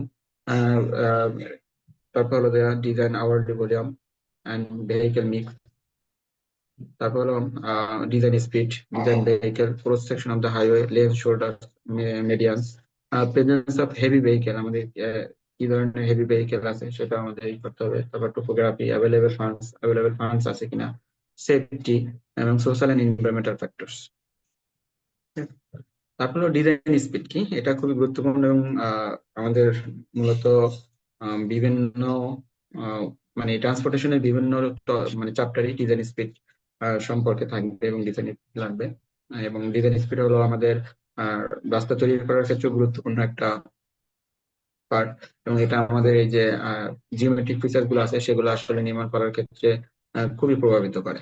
তো সেক্ষেত্রে ডিজাইন স্পিড এটা হলো আমাদের যে রাস্তা আমরা ডিজাইন করব তা সেই রাস্তায় সর্বোচ্চ অ্যালোয়েবল স্পিড, সেটাই মূলত আসলে ওই রাস্তার design speed. Allowable but not ওই রাস্তা সর্বোচ্চ উঠাইতে পারে এরকম না, অ্যালোয়েবল স্পিড মানে ওই স্পিড ধরে আমাদের ওই ফিচার গুলো ডিজাইন করা হয়। Design speed, the speed which can be allowed on a road without rising safety condition, আমাদের এমন একটা স্পিড করবো যেখানে আমাদের মানে সেফটি দরকার এমন কোনো বিষয় যেন রাইজ না ঘটে, এটাই বলছে যে আমাদের সেফটি দরকার এই ধরনের বিষয়টা যেন আর আহ, না বাড়ে বা আদার্স কোনো ফিচার না দরকার হয়। তো সেটাই বলছে যে ওই স্পিডটা আসলে ডিজাইন স্পিড কি করে না যে আমাদের রাস্তাটা কিরকম তার উপর নির্ভর করে না, গুরুত্ব কি রকমের তার উপর নির্ভর করে না, এবং সারফেস কন্ডিশন কি রকমের রাস্তা তার উপর নির্ভর করে না। তার মানে এটা হলো ডিজাইন স্পিড এই বিষয়গুলো থেকে ইন্ডিপেন্ডেন্ট মানে স্বাধীন। তার মানে ডিজাইন স্পিড আসলে ফ্যাক্টর মানে কে আসলে ইনফ্লুয়েন্স করে তার মানে সেটা হলো রোড উইড, আমাদের রোডের প্রশস্ততা কিরকম তার উপর নির্ভর করে ডিজাইন স্পিড। তার মানে ক্লিয়ারেন্স রিকোয়ারমেন্ট, আমাদের কি ধরনের ক্লিয়ারেন্স আছে, অর্থাৎ আমাদের যদি এরকম হয় যে রাস্তায় মানে বিভিন্ন ধরনের ট্রাফিক আছে যার স্পিড বিভিন্ন রকমের, তখন হয়তো কিরকম আমরা ফেস করি, আমাদের তখন হয়তো স্পিডের পরিমাণও কমে যায়, তার মানে তখন আমাদের ক্লিয়ারেন্সটা কম পাই আশেপাশে গাড়ি থেকে, সামনের গাড়ি থেকে। তার মানে এরকম ক্লিয়ারেন্স রিকোয়ারমেন্টস কিরকম সেটাও থাকতে হবে। তো radius of the horizontal curve, আমাদের যে হরাইজন্টাল কার্ভ নির্ণয়ের ক্ষেত্রেও ডিজাইন স্পেস দরকার হয়। তার মানে সেক্ষেত্রে একইভাবে বলা যায় যে আমাদের যে কোন হরাইজন্টাল কার্ভ আসবে তখন আমাদের ডিজাইন স্পেসটা আসলে কিরকম হবে তার উপর নির্ভর করে। তারপর হলো সুপার এলিভেশন এবং গ্রেডিয়েন্ট, আমাদের সুপার এলিভেশন আর গ্রেডিয়েন্টের ক্ষেত্রে আসলে ডিজাইন স্পেসটা আসলে কি প্রভাবিত করে। তারপর আরেকটা হলো সাইড ডিস্টেন্স। তো পরবর্তীতে আমি কয়েকটা টার্মের সংজ্ঞা দিছি, একটা হলো 85 পার্সেন্টাল স্পিড, একটা হলো 50 পার্সেন্টাল স্পিড, আর একটা হলো 98 পার্সেন্টাল স্পিড। তো পার্সেন্টাল স্পিড বলতে আসলে আমি যদি এরকম মনে করি যে 85 পার্সেন্টাল স্পিড বলতে যে একটা এমন একটা স্পিড মনে করি যে 50 কিলোমিটার পার আওয়ার। তার মানে 50 কিলোমিটার পার আওয়ার যদি 85% একটা স্পিড হয় তাহলে বলতে পারি যে এই 50 কিলোমিটার পার আওয়ারে 85% ভেহিকেল এর সাথে কম অথবা ওই স্পিডে চলাচল করে। আর 15%, তার মানে বাকি 15% কি করে, এই 50 কিলোমিটার উপরে স্পিডের উপরে সে চলাচল করে। তার মানে সেটা হতে পারে 50 52 হইতে পারে, 60 হইতে পারে, 80 হইতে পারে। তার মানে এই 85% তার মানে কি করে, ওর ভিতরে মানে ওর নিচে, মানে 50 কিলোমিটার পার আওয়ার এর নিচে হয়তো বা 40 কিলোমিটার পার হইতে পারে, 30 50 হইতে পারে, 45 হইতে পারে। তার মানে 85% কি করে এর নিচে থাকে এবং 15% তার উপরে থাকে। সেম ভাবে একই 50 পার্সেন্টাল স্পিড মানে কি, মানে 15 পার্সেন্টাল স্পিড যদি এরকম হয় যে আমাদের 20 কিলোমিটার পার আওয়ার, তাহলে আমাদের কি করা হয়, বলতে পারি যে 50% এই 20 কিলোমিটার/আওয়ারের নিচে স্পিডে চলাচল করে, আর বাকি 85% এই 20 কিলোমিটার/আওয়ারের উপরের স্পিডে সাধারণত চলাফেরা করে। ঠিক একইভাবে 98% স্পিড একই রকমের আমরা এভাবে যদি বুঝতে পারি, তাহলে এভাবেই আছে। আপনি একটু দেখে নিলে উম, বুঝতে পারলে আসলে এটা লেখা যাবে। তারপর এটা আমরা দেখি যে hot right down the factors affecting coefficient of friction. তো আমাদের ফ্রিকশন আসলে কোথাও উৎপাদন হয়? ফ্রিকশন আমাদের যদি গাড়ি চলাচল করে যে রাস্তাটা আছে সেই রাস্তার কানেক্টিভিটিতে আসলে আমাদের এখানে কি হয়, ফ্রিকশন উৎপাদন হয় যদি আমাদের এদিকে চলাফেরা। তাই সেই ফ্রিকশনের কোএফিসিয়েন্ট আছে, ফ্রিকশনাল কোএফিসিয়েন্ট আমরা এটা আসলে মেকানিক্স অফ সলিড, সেখানে আসলে এই জিনিসগুলো সম্পর্কে পড়াশোনা করি। তো সেখানে আমরা যদি দেখি কি হয়, যে কোনো একটা বস্তু কোনো একটা সারফেসের উপরে আছে, সেখানে যদি বস্তুর ওজন অথবা ভর, মানে ওজন যদি W কেজি হয়, এবং সেখানে কি হয় যে একটা নর্মাল ফোর্স, সেটা আমরা এন দ্বারা প্রকাশ করি, এরকম আমরা করে আসছি। এবং সেখানে কি হয়, যদি বস্তুটা কোনো একটা ফোর্স এদিকে টানা হয়, তাহলে তার বিপরীত দিকে পি ফোর্স যদি টানা হয়, তার বিপরীত দিকে ফ্রিকশন ফোর্স উৎপন্ন হয়, এবং সেটা হলো যে বস্তুটা যে সারফেসে আছে তার আহ যে সংস্পর্শে আছে সেই সংস্পর্শ। তাহলে আমাদের এই ফ্রিকশন ফোর্সটার ক্ষেত্রে যদি কোএফিসিয়েন্ট অফ ফ্রিকশন, সেখানে আমরা কি করি, ছোট হাতের এফ অথবা মিউ দ্বারা প্রকাশ করি। সেটা আমরা কি জানি, যে মিউ ইজ ইকুয়াল টু আমাদের যে ফোর্স, ফ্রিকশন ফোর্স উৎপাদন হয়, বাই হলো আমাদের নর্মাল ফোর্স, অর্থাৎ এই যে এন। ঠিক আছে, এটা আমাদের কি করা হয়, মাঝে মাঝে tan theta is equal two, এটা আমরা ইউজ করি। তো সেটাই হলো এই কোএফিসিয়েন্ট অফ ফ্রিকশন কিসের উপর নির্ভর করে, এই সম্পর্কে আমরা নিচে আরো আলোচনা করব। যদি দেখি সেটা হলো টাইপ অফ রোড সারফেস, মানে রোড সারফেসটা কিরকম, সেটা যদি বিটুমিনাস সারফেসের কোএফিসিয়েন্ট অফ ফ্রিকশন একরকম, ওয়াটার বন্ড ম্যাকাডামে একরকম, সিমেন্ট কংক্রিটে একরকম, আর্থে একরকম, তার মানে টাইপের উপর আসলে কোএফিসিয়েন্ট অফ ফ্রিকশন নির্ভর করে। তাহলে পেভমেন্ট কন্ডিশন, কি ধরনের পেভমেন্টটা যদি রফ হয় তাহলে কোএফিসিয়েন্ট অফ ফ্রিকশন বেশি, স্মুথ হলে কম, ওয়েট হলে একরকম, ড্রাই হলে একরকম। কন্ডিশন অফ টায়ার, এমনি কন্ডিশন অফ টায়ার্স, এটা মনে হয় টায়ারের উপর নির্ভর করে যে কন্ডিশন অফ টায়ার্স হবে, যেটাই হোক। তো এটা ব্রেক এফিসিয়েন্সির উপর নির্ভর করে, অর্থাৎ আমাদের যে গাড়ির যে ব্রেকটা কি রকমের, মানে তার এফিসিয়েন্সি কি রকমের, সেটার উপর নির্ভর করে। টায়ার প্রেশারের উপর নির্ভর করে। লোড অন টায়ার্স, মানে আমাদের টায়ারে কি ধরনের লোড আসে, মানে কতটুকু লোড আসে, সেটার উপর নির্ভর করে। স্পিড অফ দ্য ভেহিকেল স্পিডের উপর নির্ভর করে। টাইপ অফ স্কিড, আমাদের স্কিড সম্পর্কে আমরা নিচেই জানবো, যে কি ধরনের স্কিড আসে, সেটার উপর নির্ভর করে। তারপর টেম্পারেচার অফ টায়ার্স এন্ড পেভমেন্টস, আমাদের টায়ারের টেম্পারেচার কি রকমের এবং পেভমেন্টের টেম্পারেচার কি, তার উপর আসলে আমাদের যে কোএফিসিয়েন্ট অফ ফ্রিকশন, মানে ফ্রিকশন আসলে তার উপর নির্ভর করে। তো এখন যদি দেখি যে নিচে এটা একটা প্রশ্ন দিচ্ছে, যে এটা খুব একটু গুরুত্বপূর্ণ প্রশ্ন, মাঝে মাঝে পরীক্ষা আসতে পারে, যে write down the definition of skid and slip, how skidding occurs, compare between skid and slip.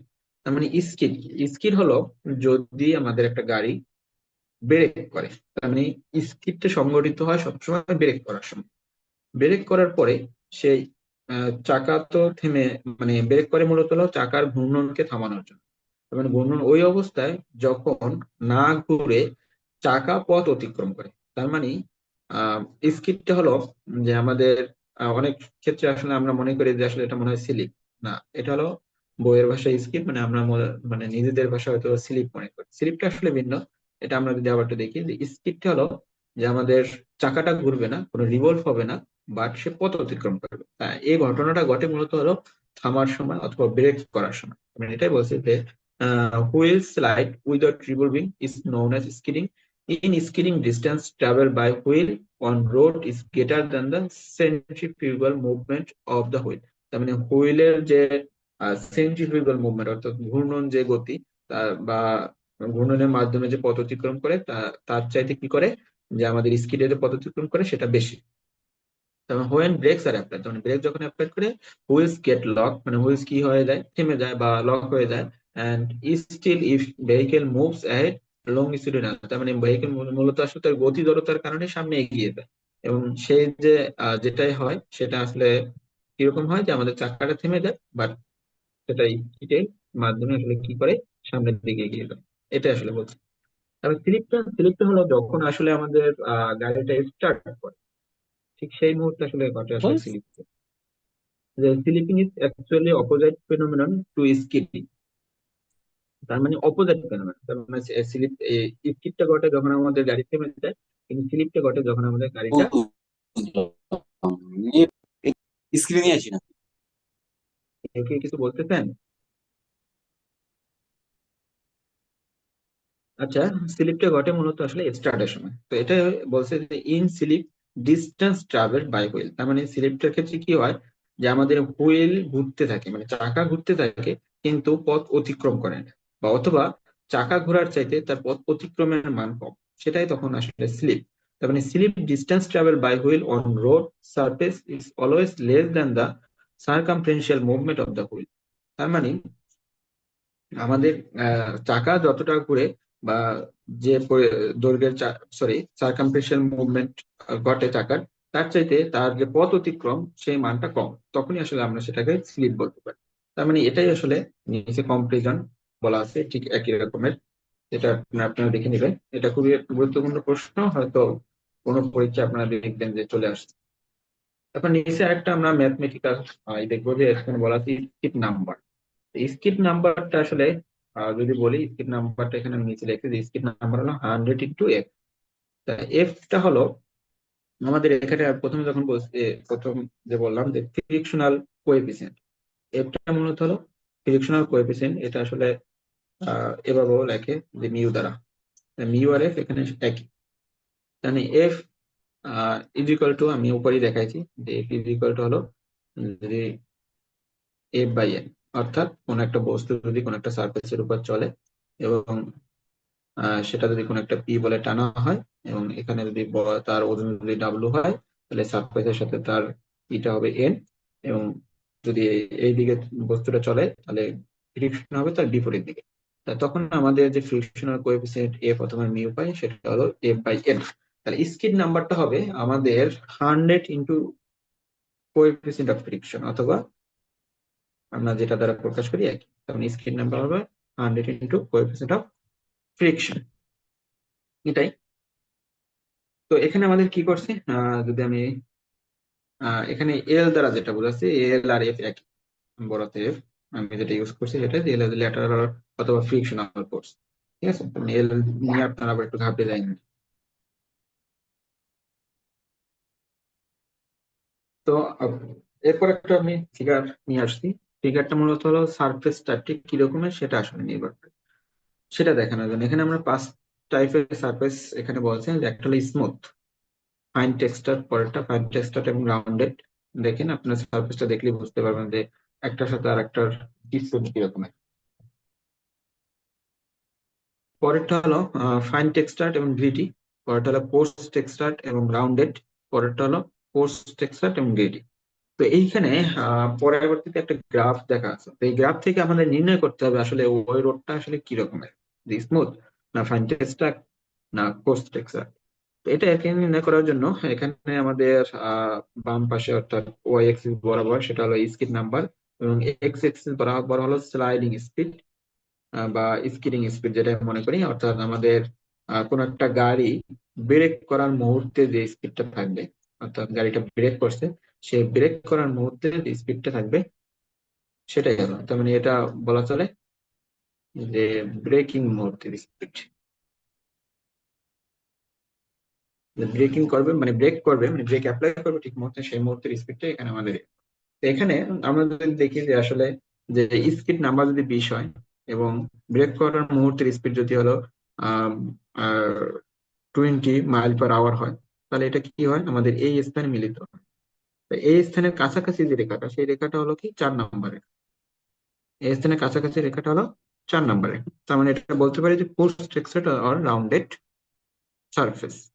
তো এভাবে আমরা আসলে নির্ণয় করতে পারি। নিচে আমরা একটা ম্যাথ দেখছি, এই ম্যাথটা যদি আমরা করতে পারি, তাহলে আসলে আমাদের বুঝতে পারবো আসলে কিরকম নির্ণয় করতে হয়। তো এখানে বলা আছে যে এ 10,000 pound load is placed on 2 tires of a locked wheel tire। মানে কি লকড হুইল কখন হয়, যখন আমাদের ব্রেক অ্যাপ্লাই করে at a speed of 30 mile per hour. তার মানে আমাদের তখন স্পিডটা ছিল 30 mile per hour. A force of 5,000 pound, তার মানে is required to move the day. তার মানে আমাদের 5,000 যে লোড দরকার হয় আমাদের ডিভাইস বা অথবা ভেহিকল যেটাই বলি না কেন সেটাকে মুভ করার জন্য। Write the screen number of the surface type assuming that the treaded tyres were used.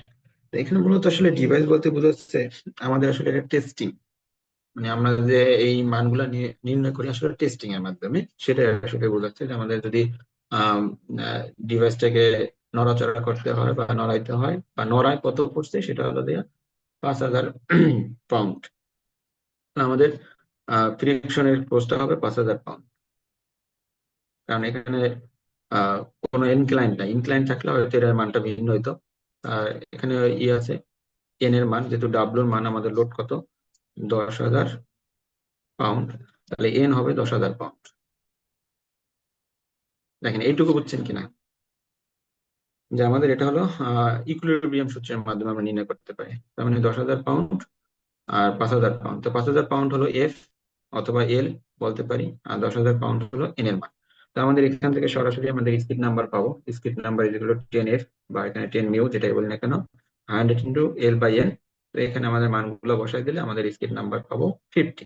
তো এখানে আরেকটা হলো যে আমাদের এটা একটা অ্যান্সার হলো আমাদের স্কিড নাম্বার কত। এখন বলতে সারফেস টাইপ ঠিক এরকম, যদি আমাদের গ্রাফটা দেওয়া থাকে তাহলে আমরা সহজেই সারফেস টাইপটা বের করতে পারবো। তো এক্ষেত্রে আমাদের কি দরকার, স্পিড দরকার এবং স্কিড নাম্বার দরকার।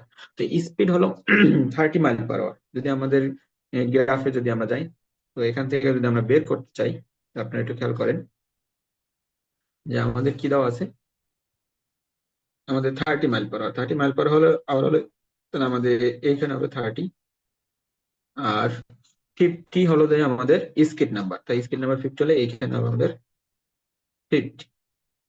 আমরা যদি এটা একটু টেনে দিই, এটাও একটু টেনে দিই, তাহলে আমাদের এইখানে মিলিত হয় এবং এটার কাছাকাছি যে রেখাটা সেই রেখাটা হলো এটা, অর্থাৎ 5 নম্বর। আমাদের রোড নাম্বারটা হলো 5 নম্বর, ফোর্স টেক্সচার গ্রিড। তার মানে এইভাবে আমরা সারফেস টাইপ নির্ণয় করতে পারি। তো এটা হলো যে surface type is force texture and grid. দেখেন এটা খুবই সহজ এবং আপনারা এই করলে পারবেন। ভাইয়া স্কিট নাম্বার বলতে কি বোঝায়? স্কিড নাম্বার এটা একটা মানে ওইভাবে মানে নাই, সংজ্ঞা নাই স্কিড নাম্বারটা। মানে এর আগে যেমন আমরা একটা কোশ্চেন আসছিল কোন একটা পরীক্ষায় যে স্ট্রাকচারাল নাম্বার। স্ট্রাকচারাল নাম্বার বলতে ওইভাবে না, আমাদের মূলত হলো ডিজাইনের ক্ষেত্রে অথবা বিভিন্ন ধরনের পরীক্ষা নিরীক্ষা করার ক্ষেত্রে এই ধরনের নাম্বার গুলো ইউজ করে আসলে বিভিন্ন গ্রাফিক্যাল সলিউশনের মাধ্যমে যে ডিজাইন গুলো করা হয়। তো এটাই আসলে এটাও এক ধরনের যে স্কিট নাম্বার বলা হয়, যেটা আসলে যদি আমরা বলি যে 100 × F, অর্থাৎ ফ্রিকশনাল কোএফিসিয়েন্ট এর 100 গুণনীয় যদি আমরা সংজ্ঞা হিসেবে নির্ণয় করতে পারি বা বলতে পারি, যেটা হলো স্কিট নাম্বার। ঠিক আছে, এটা মূলত হলো আমাদের ডিজাইন অথবা বিভিন্ন ধরনের গ্রাফিক্যাল ভাবে আসলে করার জন্য যে স্ট্রাকচারাল নাম্বারের ম্যাথ ছিল, এটা আপনারা হয়তো করছেন ঠিক একই ভাবে, এটাও একই রকম। ঠিক আছে। জি ভাই। আচ্ছা, তার পরবর্তীতে আমাদের এটা এই ম্যাথ গুলো আমরা আগে একটু দেখি। যে স্কিড রেজিস্ট্যান্স, যেটা স্কিড নাম্বার দেখলাম। স্কিড রেজিস্ট্যান্স বলতে আমাদের মূলত এটা যদি আমরা একটা দেখি যে এখানে আমাদের কি করছে যে এফ ফোর্স, আমরা ফোর্স ইজ ইকুয়াল টু মানে এফ হলো frictional force, force is equal two আমাদের আরেকটা জানি, সূত্র জানি, এটা আমাদের এর সূত্র ফিজিক্সের, F is equal to M A. তো আমাদের এখানে যে গাড়িটা ছিল সেই গাড়িটার ওজন ছিল হলো ডাব্লু। আমি এইভাবে একটু গাড়িটা আঁকি, ওজন ছিল হলো ডাব্লু। তাহলে আমাদের এইখানে যে এফ উৎপাদন হয়েছে ফোর্সটা, সেটাকে যদি আমরা একটু করি, তাহলে সেটা আমরা এর আগে যেটা করছি যে এফ ইজ ইকুয়াল টু এখানে N, sorry F by L লিখতে পারি। এফ বাই এন যদি লিখি তাহলে আমাদের এফ ইজ ইকুয়াল টু লিখতে পারি এফ ইন্টু এন। আর এখানে যদি আমাদের রাস্তাটা একেবারে হরাইজন্টাল হয় তাহলে এন হবে এটা, অর্থাৎ নর্মালটা, সেই নর্মাল। তো আমি এটা আমাদের এন ইজ ইকুয়াল টু আমাদের কি লিখতে পারি ডাব্লিউ। তার মানে এফ ইজ ইকুয়াল টু আমাদের কি লেখা যায় এফ ইন্টু ডাব্লিউ। তো এটাই আমাদের এফ ইন্টু ডাব্লিউ। তারপরে হলো আমাদের এম। এম হলো কি? ভর। তা আমরা ভর ইজ ইকুয়াল টু কি জানি? ওজন বাই অভিকর্ষ ত্বরণ। তার মানে আমরা এটা লিখতে পারি ওজন বাই অভিকর্ষ ত্বরণ ওই গাড়ির, এবং হলো এসিলার। তাহলে এখান থেকে দুই পাশ থেকে আমরা কি করতে পারি? এই যে ডাব্লু, এই ডাব্লুটা কাটাকাটি করতে পারি। তাহলে আমাদের F is equal two frictional coefficient, অথবা আমাদের এভাবেও ফ্রিকশনাল কোএফিসিয়েন্ট মিউ দ্বারা প্রকাশ করা হয়, তাহলে এ বাই জি। ঠিক আছে? তাহলে এটাই হলো ফ্রিকশনাল কোএফিসিয়েন্ট, মানে ফ্রিকশনই আমাদের কি করে? রেজিস্ট করে আসলে। তো এটাই আমাদের স্কিড রেজিস্ট্যান্স। ফ্রিকশনাল কোএফিসিয়েন্ট কি আমরা সরাসরি কি বলতে পারি? এটা হলো স্কিড রেজিস্ট্যান্স। মানে এটা হলো স্কিড রেজিস্ট্যান্স। এবং ওয়ার্কিং রেজিস্ট্যান্স যেটা, সেটা হলো কি? এটা স্কিড রেজিস্ট্যান্স বলতে আর ওয়ার্কিং স্কিড রেজিস্ট্যান্সটা বলতে, এটা একটু আপনারা একটু বুঝবেন ভালোভাবে, একটু দেখেন, খেয়াল করেন। স্কিড রেজিস্ট্যান্সটা এটা হলো এ, অর্থাৎ আমাদের ওই গাড়ির কি করে স্কিড কখন ঘটে? যখন ব্রেক অ্যাপ্লাই করে। ব্রেক অ্যাপ্লাই করার মানে তখন আমাদের কি ঘটে? ফিজিক্স এর ভাষায় তখন আমাদের মন্দন ঘটে। তার মানে হলো কি? রিটার্ডেট করে। রিটার্ডেশন যদি ঘটে, তখন আমাদের এ হলো নেগেটিভ। ঠিক আছে? তারপর রিটার্ডেশন যখন ঘটে, আহ আর এই রিটার্ডেশনকে যদি আমি জি দ্বারা ভাগ করি, তাহলে আমাদের কি দরকার? মানে ওখানে আমাদের রেজিস্ট্যান্স যেটা দরকার সেটা নির্ণয়। তার মানে এটা মানে করে আর কি, যে ওখানে রেজিস্ট্যান্স কত দরকার। আর ওয়ার্কিং রেজিস্ট্যান্স আমাদের ওখানে কতটুকু আসলে রেজিস্ট্যান্স বসবে সেটা আসলে নির্ণয় করে। তার মানে মাঠে এটা ইমপ্লিমেন্ট করে। ঠিক আছে? যে মাঠে এই ঘটনাটা ঘটে, আমাদের কত দরকার, মানে এটা ডেভেলপ মানে উৎপাদন বা উৎপন্ন হয়, যে কত রেজিস্ট্যান্স উৎপন্ন হয়। আর ওটা আমাদের কত দরকার, মানে আমাদের এইভাবে মধ্যে যদি মন্দন করে, তাহলে আমাদের কত আসলে স্কিড রেজিস্ট্যান্সটা দরকার। ঠিক আছে? এইটা মানে দুইটা সূত্রের মাধ্যমে হয়। তার মানে এটা হলো mu W equal to B square by 2 GL। আর এই এলটা হলো আমাদের, মনে করি যে কোন একটা গাড়ি এখানে এখানে বসে ব্রেক চাপছে, এবং সেটা এল দূরত্ব গিয়ে সেটা থেমে গেল। তার মানে তার যে দূরত্ব, অর্থাৎ ব্রেকিং দূরত্ব বা ব্রেকিং ডিস্টেন্স, সেটা হলো এল। আবার কি হয়? যদি গাড়িটা এরকম হয় যে আমাদের ব্রেক চাপলো এবং এই দূরত্বে গিয়ে থামলো, তখন কি হয়? যে স্কিড করতে, তার মানে এখানে আমাদের অবশ্যই কি হবে? যে স্কিড ঘটার ফলে ওই রাস্তায় একটা মার্ক অথবা চিহ্ন উৎপাদন হবে। তার মানে ওইটা আবার কি হয়? যে ওটা তার মানে বলা হয় যে স্কিড মার্ক লেন। তার মানে এই লেনটা তখন আমাদের কি হয়? Skid mark. ঠিক আছে? এটাকে বলা হয় স্কিড মার্ক। কারণ এটা মানে দুইটা নামে আমরা করা যায়, একটা হলো ব্রেকিং ডিস্টেন্স, একটা হলো স্কিড মার্ক। তার মানে আমরা আবার সূত্রটাকে একটু মডিফাই করলে এল এর মানটা সরাসরি নির্ণয় করতে পারি। L equal to B square by 2G, এখানে মিউ ডাব্লিউ অর্থাৎ ওয়ার্কিং রেজিস্ট্যান্স যেটা, সেটা। ব্রেকিং এফিসিয়েন্সি বলতে বোঝাচ্ছে আমাদের ব্রেকিং এফিসিয়েন্সি তাহলে কতটুকু আমাদের দরকার হয়, কত? মিউ এ বাই জি। কিন্তু আমাদের ডেভেলপ হলো এই যে মিউ ডাব্লিউ। তার মানে braking efficiency mu W by mu into 100। তার মানে আমাদের বুঝতে পারবো যে আসলে ব্রেকটা কত এফিসিয়েন্সি আসলে ব্রেকিংটা করছে, এটা। তো আমরা এখন একটু ম্যাথ দেখবো। তো ম্যাথ দেখলে আসলে বুঝতে পারবো যে অঙ্কগুলো এগুলো সহজ অঙ্ক, এবং খুবই মানে আমি বলা চলে ট্রান্সপোর্টেশনের সহজ অঙ্কগুলো আমি করাচ্ছি আজকে।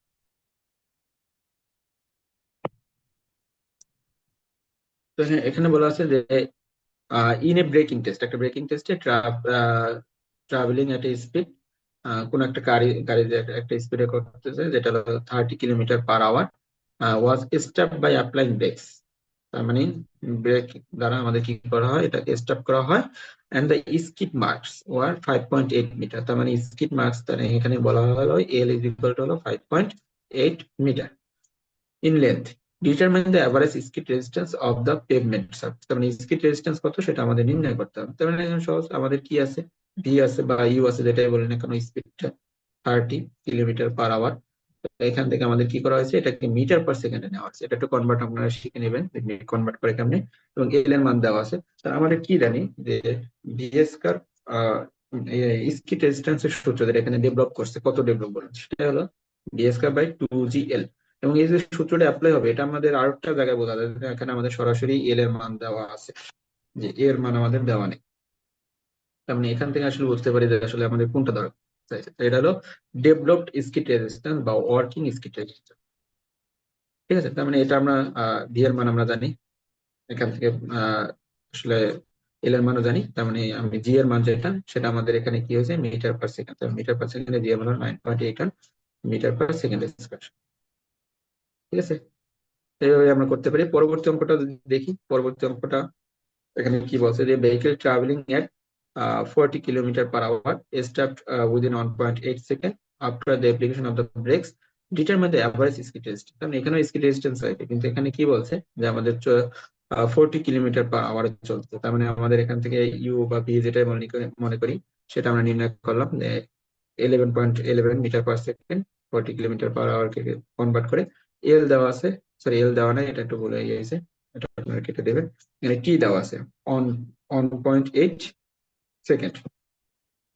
তাহলে আমাদের এখানে আমি একটু ডিটেলস করার চেষ্টা করছি, এত করতে হয় না কারণ আপনারা এগুলো সব আগে থেকেই জানেন যে এখানে আমাদের মোশনের যে ইকুয়েশন, সেখানে ইকুয়েশন নিয়ে আসলাম, সেটা হলো V is equal to U plus minus এটি।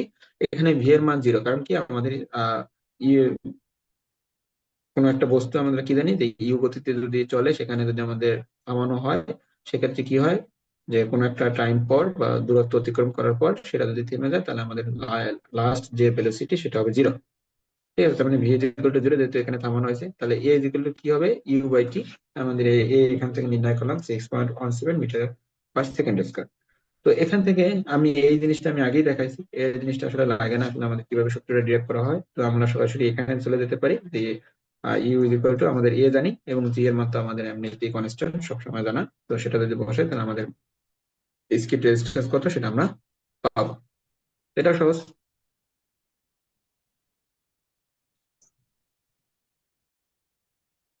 তারপর একটা অঙ্ক, এই অঙ্কটা একটু দেখি।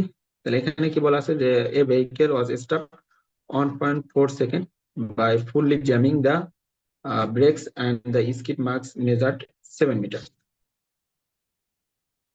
মানে আমাদের এখানে স্কিড মার্ক যেটা এল, এল দেওয়া আছে 7 মিটার এবং টি দেওয়া আছে 1.4 সেকেন্ড। ঠিক আছে, determine the average skid resistance, আমাদের কি ধরনের স্কিড রেজিস্ট্যান্স বসছে সেটা আমাদের নির্ণয় করতে হবে। মানে স্কিড রেজিস্ট্যান্স ডেভেলপটা আমি দুইবার নির্ণয় করতে পারি, একটা এল এর মাধ্যমে নির্ণয় করতে পারি, একটা এ এর মাধ্যমে নির্ণয়। তো আমাদের যেভাবে নির্ণয় করি কি হবে, তো এল এর মাধ্যমে যদি নির্ণয় করতে হয় তার মানে আমাদের মিটার হবে বি স্কয়ার বাই 2জি এল। তো আমাদের এখানে আসলে ভি বাই ইউ যেটা মনে করি যে প্রথম অবস্থায় যে ভেলোসিটি, সেই ভেলোসিটিটা আসলে এখানে দেওয়া নেই সরাসরি। এখানে দেওয়া আছে কি এল এবং টি। এ থেকে আমাদের কি করতে হবে আসলে আমাদের ইউ এবং অথবা এ নির্ণয় করতে হবে। তো সেটা আমাদের নির্ণয় করার চেষ্টা করছি। এটা আসলে ঠিক একই রকমের ফিজিক্সের রুলস, যেমন এখানে আমাদের টি দেওয়া আছে এবং এল দেওয়া আছে। তা এখান থেকে আমাদের কি করলাম V is equal to U plus A T আগের মতো, কারণ V is equal to zero, U is equal to হলো মাইনাস এটি হবে, কারণ এখানে আমাদের কি করছে রিটার্ডেশন করছে অর্থাৎ মন্দন করছে, এই জন্য আমি মাইনাস ইউজ করছি, মানে প্লাস মাইনাস যদিও দিছি এখানে কি করতে হবে আমাদের মাইনাস নিতে হবে। ঠিক একইভাবে আমাদের আরেকটা সূত্র জানি B square is equal to হলো U square plus minus 2s। এখানেও ঠিক একই রকমের কি করছি যে আমাদের মাইনাস ইউজ করব। তো সেখানে আমাদের সাব মানগুলো আসলে বসাইলে যে এখান থেকে ইউ এর মান এবং এখানে যে মানগুলো সেখানে বসাইলে আমাদের যদি ক্যালকুলেশন করি তাহলে এর মানটা পাবো is equal to 7.14 metre per second square. এটা আপনারা একটু ক্যালকুলেশন করে দেখবেন। তারপরে আমাদের এ যেহেতু পেয়েছি তাহলে আমাদের স্কিড রেজিস্ট্যান্স পাবো এ বাই জি। ঠিক আছে, তাহলে মানগুলো বসালে আমাদের অ্যান্সারটা চলে আসবে। পরবর্তীতে একটা ম্যাথ আছে, সেটা হলো a vehicle moving of 40 kilometre per hour speed was stopped by applying the brake length of skid mark 12.2 metre. তার মানে এখানে এল এর মান হলো 12.2 metre. If the average skid resistance of the pavement is no, অর্থাৎ 0.7, মানে পেভমেন্টের ক্ষেত্রে সেটা 0.7 দেওয়া আছে, এটা হলো mu is equal to A by G, সেটা দেওয়া আছে কত 0.7। তারপর determine the brake efficiency of the test vehicle, তার মানে আমাদের এল দ্বারা আমাদের কি করতে হবে ওখানে ডেভেলপ কত সেটা আমাদের নির্ণয় করতে হবে। যে ওখানে অ্যাভারেজ মানে পেভমেন্টের ক্ষেত্রে জানা আছে, কিন্তু আমাদের যে ভেহিকলটা আমরা চালাইছি তার ক্ষেত্রে কি হয়েছে সেটা উৎপাদন হয়েছে সেটা আমাদের বের করতে হবে মিউ ডাব্লিউ। তার মানে এই ক্ষেত্রে আমাদের ভি এর মান অথবা ইউ এর মান যেটা মনে করি সেটা আমাদের দেওয়া আছে, আহ, আহ, সেটা আমাদের মিটার কনভার্ট করে নিলাম, এল সেটা মিটার কনভার্ট করে নিলাম এবং আর একটাকে দেওয়া সরি সেটা মিটারই আছে। আরেকটা হলো আমাদের যে পেমেন্টের জন্য যে অ্যাভারেজ স্কিল, যেটা আমাদের দরকার, আমি সবসময় জানি, সেটা হলো এ বাই জি। তার মানে A/G সেটাও দেওয়া আছে। তাহলে আমাদের ডেভেলপ বা ওয়ার্কিং স্কিল রেজিস্ট্যান্স সেটা আমাদের বের করতে হবে। তার মানে B²/2GL, তার মানে এখানে B এর মানও জানি এবং L এর মানও জানি, সেগুলো বসালে আমাদের আমাদের ডেভেলপ বা ওয়ার্কিং স্কিল রেজিস্ট্যান্স পাবো। এখান থেকে ব্রেকিং এফিসিয়েন্সি, আমরা এই সূত্রটা আমরা আগে দেখছি যে breaking efficiency is equal to হলো μW/μ × 100, মানগুলো বসালে আমাদের চলে আসলো। ঠিক আছে, এগুলো সহজ। তারপর আপনাদের এই বিষয়ে যদি কারো প্রশ্ন থাকে আপনারা বলতে পারেন।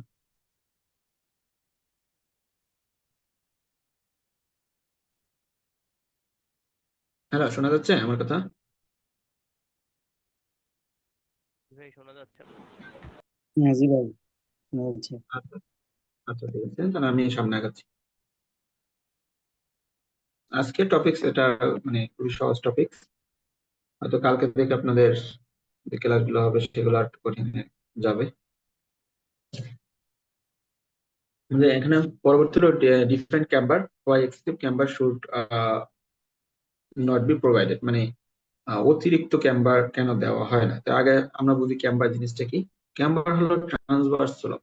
ট্রান্সভার্স স্লোপ বলতে হলে আমাদের একটা রোড যাচ্ছে এরকমের, কিন্তু স্লোপটা হবে কোন দিকে? এদিকে। যদি ট্রান্সভার্স স্লোপ হয় বা এদিকে, সামনের দিকে না অথবা পিছনের দিকে না।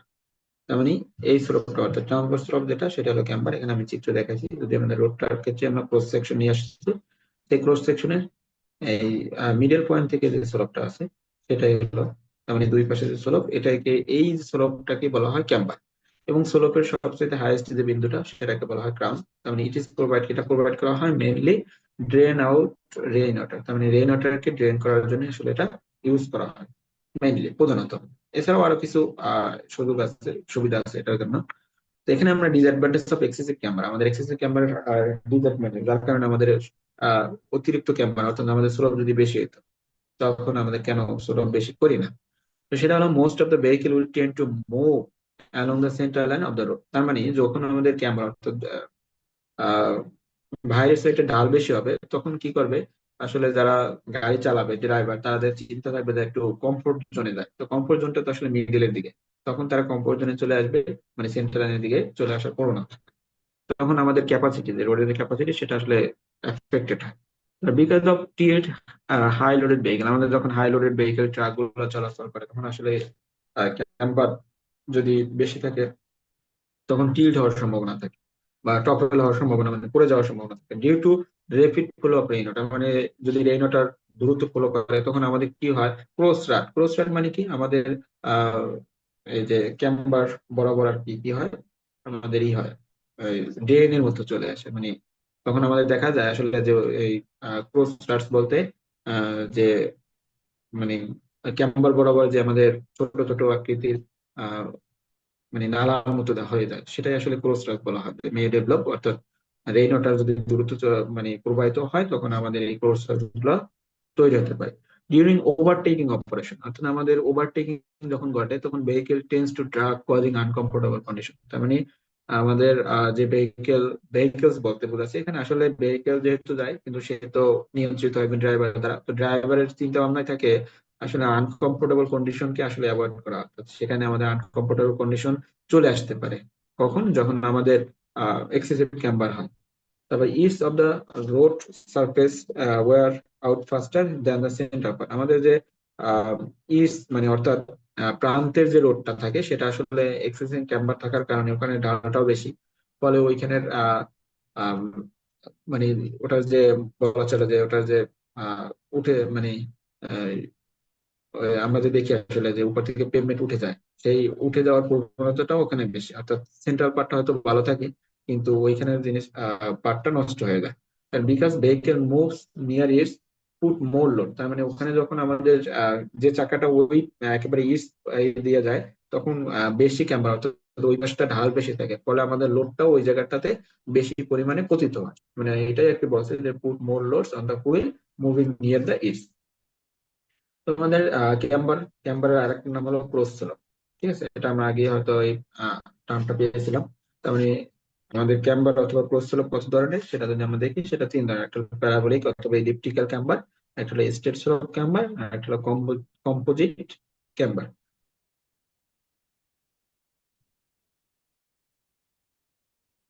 তো আমরা যদি তিনটা এখন একটু আলোচনা করি, সেটা হলো দিস, যেটা প্যারাবোলিক ক্যাম্বার, এটা ফিগারে আপনারা দেখতে পাচ্ছেন। প্যারাবোলিক ক্যাম্বার অর্থাৎ এটা হলো প্যারাবোলার প্রকার, অর্থাৎ প্যারাবোলিক সূত্রের মাধ্যমে এটা ডিজাইন করা হয়, যেটা হলো provides flatter profile at the মিডলে ফ্ল্যাট থাকে, এবং আস্তে আস্তে কি হয় যে মানে ইস্ট অর্থাৎ প্রান্তের দিকে স্টিফ হয়, মানে সেটা ঢালুটা বেশি হয়। আর straight slope camber, when value of camber is probably very small as the case of cement concrete, মানে স্ট্রেট স্লোপ ক্যাম্বারটা আসলে সিমেন্ট কংক্রিটের যে রাস্তাগুলো থাকে সেখানে আমরা বেশি দেখতে পাই। আর composite camber is with the camber central part হলো প্যারাবোলিক, এবং দুই পাশে মানে ইস্ট পার্টটা হলো স্লোপ বা স্ট্রেট স্লোপ, যেটা যদি থাকে তখন সেটাকে বলা হয় কম্পোজিট ক্যাম্বার।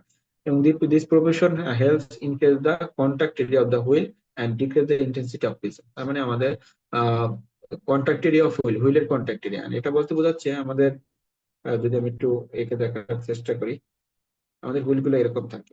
তার মানে হুইলের সাথে যদি আমাদের রাস্তার যে কন্টাক্ট সেটা যদি বেশি হয়, তখন আমাদের এরিয়াটা বেশি হয়, তখন আমাদের প্রেশারটা কমে আসে রাস্তার উপর যে প্রেশারটা। যদি কন্ট্রাক্ট এরিয়াটা কম থাকে তখন রাস্তার উপর প্রেশারটা বেশি পতিত হয়। এটাই আর কি বলছি, যদি আমাদের এভাবে ডিজাইন করা হয় তখন আমাদের হুইলের যে কন্ট্রাক্ট এরিয়াটা সেটা বৃদ্ধি পায়, ফলে আমাদের ইন্টেন্সিটি প্রেশার অর্থাৎ প্রেশারটা আমাদের কম আসে। এটা আর কি বলছি। তো এখানে আমাদের বিভিন্ন রোডের জন্য আসলে ক্যাম্বারের রেঞ্জ কতটুকু হবে সেটা আসলে যে এটা বলছে, পরবর্তীতে হয়তো বিভিন্ন অঙ্ক করার সময় হয়তো মানে ম্যাথ আসতে পারে, সেই ম্যাথের সময় হয়তো বা বলা থাকতে পারে যে এটা আসলে বিটুমিনাস সারফেস রোড, বাট সেখানে হয়তো ক্যাম্বারের পরিমাণ কত হবে সেটা দেওয়া নাও থাকতে পারে। তখন আমাদের আসলে এই যে রেঞ্জের ভিতর থেকে একটা ভ্যালু আমাদের ধরে নিয়ে অঙ্কটা করে নিতে হবে। তো এটা এখানে আমরা যদি রেঞ্জ গুলো দেখি, যদি আর্থ রোড থাকে সেটা হলো যে 1/25 অর্থাৎ 4% থেকে 1/33 অর্থাৎ 3% হবে। গ্রাভেল যে রোড গুলা থাকে সেগুলো যদি হয় সেগুলো কিন্তু 1/33 অর্থাৎ 3% থেকে 1/40 অর্থাৎ 2.5%। এবং ওয়াটারবর্ন ম্যাকাডাম যদি রোড হয় সেক্ষেত্রে 1/33 মানে 3 থেকে অর্থাৎ 3% থেকে 1/40 অর্থাৎ 2.5%। বিটুমিনাস সারফেসের রোড হলে এটা হলো 1/40 অর্থাৎ 2.5% থেকে 1/50 অর্থাৎ 2%। তারপরে সিমেন্ট কংক্রিটের ক্ষেত্রে 1/52% থেকে 1/60 1.7%। এটা একটু আপনার একটু মুখস্থ অথবা মনে রাখার চেষ্টা করবেন। তারপর আমরা দেখবো আসলে ক্যাম্বার রিলেটেড কিছু ম্যাথের ক্ষেত্রে, যদি ইকুয়েশন ফর প্রোভাইডেড ক্যাম্বার, তার মানে আমাদের যে প্যারাবোলিক হয়, তো প্যারাবোলিকের সূত্রের মাধ্যমে এক্ষেত্রে আমাদের একটা equation Y is equal to X square by N, এটা যদি আমরা একটু দেখি যে এখানে কি রকমের এটা নির্ণয় করছে। আমাদের এখানে যে ফিগারটা দেওয়া আছে সেই ফিগারটা এখান থেকে যদি দেখি, একেবারে ক্রাউন পয়েন্ট, সেখান থেকে কি হয়েছে যে আমাদের এক্স দূরত্বে আমাদের ওয়াই এর মানটা নির্ণয় করছে।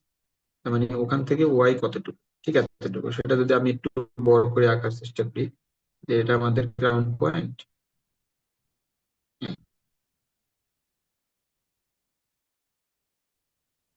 তো এই ক্রাউন পয়েন্ট থেকে আমাদের এক্স দূরত্বে ক্যাম্বার কতটুকু সেটা আমরা নির্ণয় করবো। তো সেক্ষেত্রে আমাদের কি হয়, যে প্যারাবোলার যে সূত্র অনুযায়ী এই এক্স দূরত্বে ওয়াই ইজ ইকুয়াল টু হবে 2x² বাই NB। ঠিক আছে, এটা তাহলে আমাদের ক্যাম্বার কতটুকু হবে, ক্যাম্বার হবে এতটুকু। যদি আমাদের এটা টোটাল ক্যাম্বার মানে ক্রাউন পয়েন্টের হাইট যদি এইচ হয়, তাহলে এই পয়েন্টে অর্থাৎ এক্স দূরত্বের যে পয়েন্টটা আছে সেই পয়েন্টের ক্যাম্বার হবে H-Y। তাহলে এভাবে আমরা আসলে বিভিন্ন পয়েন্টে থেকে ক্যাম্বার নির্ণয় করে যদি ওই পয়েন্ট গুলো আমরা টেনে ফেলি, তাহলে আমাদের আসলে ক্যাম্বারের ডিজাইনটা আমরা করতে পারি। এভাবে আমরা ক্যাম্বারের ডিজাইন করা যায়। তো এটা যদি বুঝি তাহলে এখানে কি আছে, যে এক্স দূরত্ব আর এন। এখন এনটা হলো যে আমাদের এখানে বলছে যে ক্যাম্বার কতটুকু ক্যাম্বার হবে, এন মানে হলো 1/n। তার মানে এখানে হলো এর আগে যে আমরা ক্যাম্বারে দেখছি যে 1/25 যদি থাকে তাহলে এন এর ভ্যালু হবে 25। ঠিক আছে, এটা এখানে লেখা আছে, এভাবে আমরা এন নির্ণয় করতে পারি। তো এটা যদি আরেকটু দেখি যে এন আসলে কি রকমের, যে আমাদের ভ্যালুটা আসে, যে আমাদের যদি আমি এদিক থেকে বা এদিক থেকে এটা যদি শূন্য ধরি, তাহলে আমাদের এখান থেকে যে ঢালটা অর্থাৎ ক্যাম্বার মানে হলো ঢাল অথবা স্লোপ, সেই স্লোপটা কিরকম হবে। স্লোপটা যদি আমাদের এন পরিমাণ অর্থাৎ এদিকে হরাইজন্টালি যায়, তাহলে অন পরিমাণ কি হয় ভার্টিক্যালি, সেটা কতটুকু সেটা নির্দেশ করে। তো এটাই। তো এভাবেও এই কনসেপ্টের মাধ্যমে আমাদের পরবর্তী অঙ্ক করতে হবে, অর্থাৎ আমাদের ঢাল কতটুকু সেটার বিবেচনায় আমাদের অঙ্কগুলো সলিউশন করা যায়। যদি আমাদের এইখানেই আরেকটু দেখি যে এই জায়গাটাতেই যদি এটা প্যারাবোলিক না হয়ে স্টেট হতো, তাহলে আমাদের জিনিসটা এভাবেই আসতো, ঠিক একই রকমের। এখানে যদি আমাদের নির্ণয় করতে হয়, পরবর্তীতে আমরা যদি কিছু অঙ্ক দেখি তাহলে আমাদের এই জিনিসটা একটু ক্লিয়ার হয়। এটা একে দেখালাম যে এইচ, অর্থাৎ এইচটা নির্ণয় করে কিভাবে সেটা একটু দেখিনি। এইচটা এভাবে নির্ণয় করে আর কি, সেটা একটু আমরা একটু বুঝিনি। যেখানে আমি কি বলছি, যদি ট্রায়াঙ্গুলার হতো, অর্থাৎ আমাদের প্যারাবোলিক না হয়ে স্ট্রেট যে ক্যাম্বারটা সেটা যদি হতো, তখন আমাদের এসটা আর এটাও ঠিক একইভাবে নির্ণয় করা যায়, কারণ আমাদের এন এর ভ্যালুটা দেওয়া আছে। তো এন জিনিসটা হলো 1 in n, তার মানে আমাদের এদিকে যদি এন পরিমাণ যায়, তাহলে উপরের দিকে আমাদের অন পরিমাণ হবে। তাহলে এটা ঐকিক নিয়মে আমি লিখতে পারি যে আমাদের এন পরিমাণের জন্য এলিভেশন হবে 1, তাহলে একের জন্য হবে কত 1/n।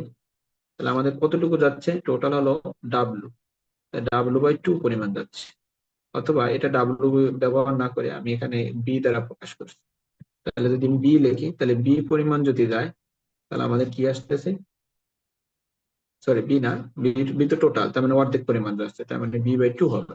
তার মানে B/2 পরিমাণ গেলে 1/n ইন্টু B/2, তার মানে এটাই এটাই এখানে সরাসরি এইচ ইজ ইকুয়াল টু, তাহলে আমাদের পাচ্ছি B/2 ইন্টু 1/n।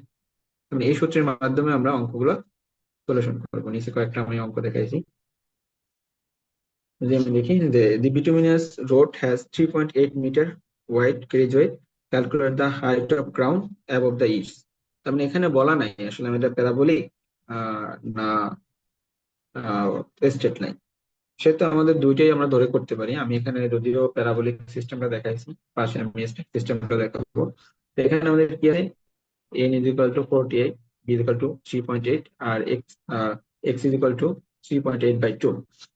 এখানে যে বিষয়টা করছে এভাবে যে আমাদের একটা প্যারাবোলিক যদি রোড হয়, তাহলে আমাদের এই এইচ এর মান নির্ণয় করতে বলছে।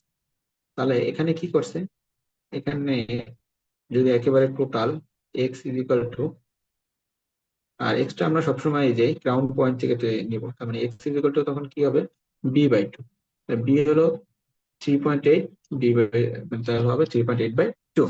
তাহলে এইচ ইজ ইকুয়াল টু হবে ওয়াই, যেহেতু আমরা টোটালটা নিচ্ছি, তার মানে ওয়াই যতটুকু এইচ ততটুকু, তার মানে এখানে এইচ ইজ ইকুয়াল টু হবে ওয়াই। তার মানে এখানে এইচ ইজ ইকুয়াল টু যদি ওয়াই হয়, তাহলে আমাদের ওয়াই যে সূত্র প্যারাবোলিক যদি নিয়ম, মানে 2x²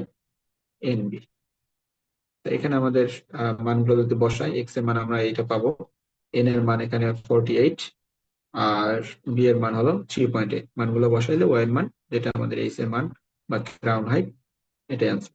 যদি এটা আমরা ওভাবে না করে আমাদের স্ট্রেট লাইনের ক্ষেত্রে করি, তো সেক্ষেত্রে আমাদের এভাবে ফিগারটা আসবে। তাহলে এটা হলো এইচ, এটা 3.8, মানে এইটুকু বা 2, ঠিক আছে।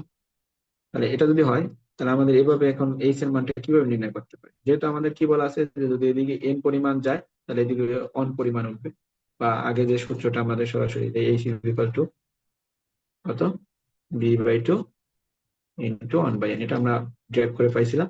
এখানে বি এর মান কত 3.8, এন এর মান 48 যদি বসে, তাহলে একই ভ্যালু আসবে। আপনারা এটা করে দেখবেন, ঠিক আছে।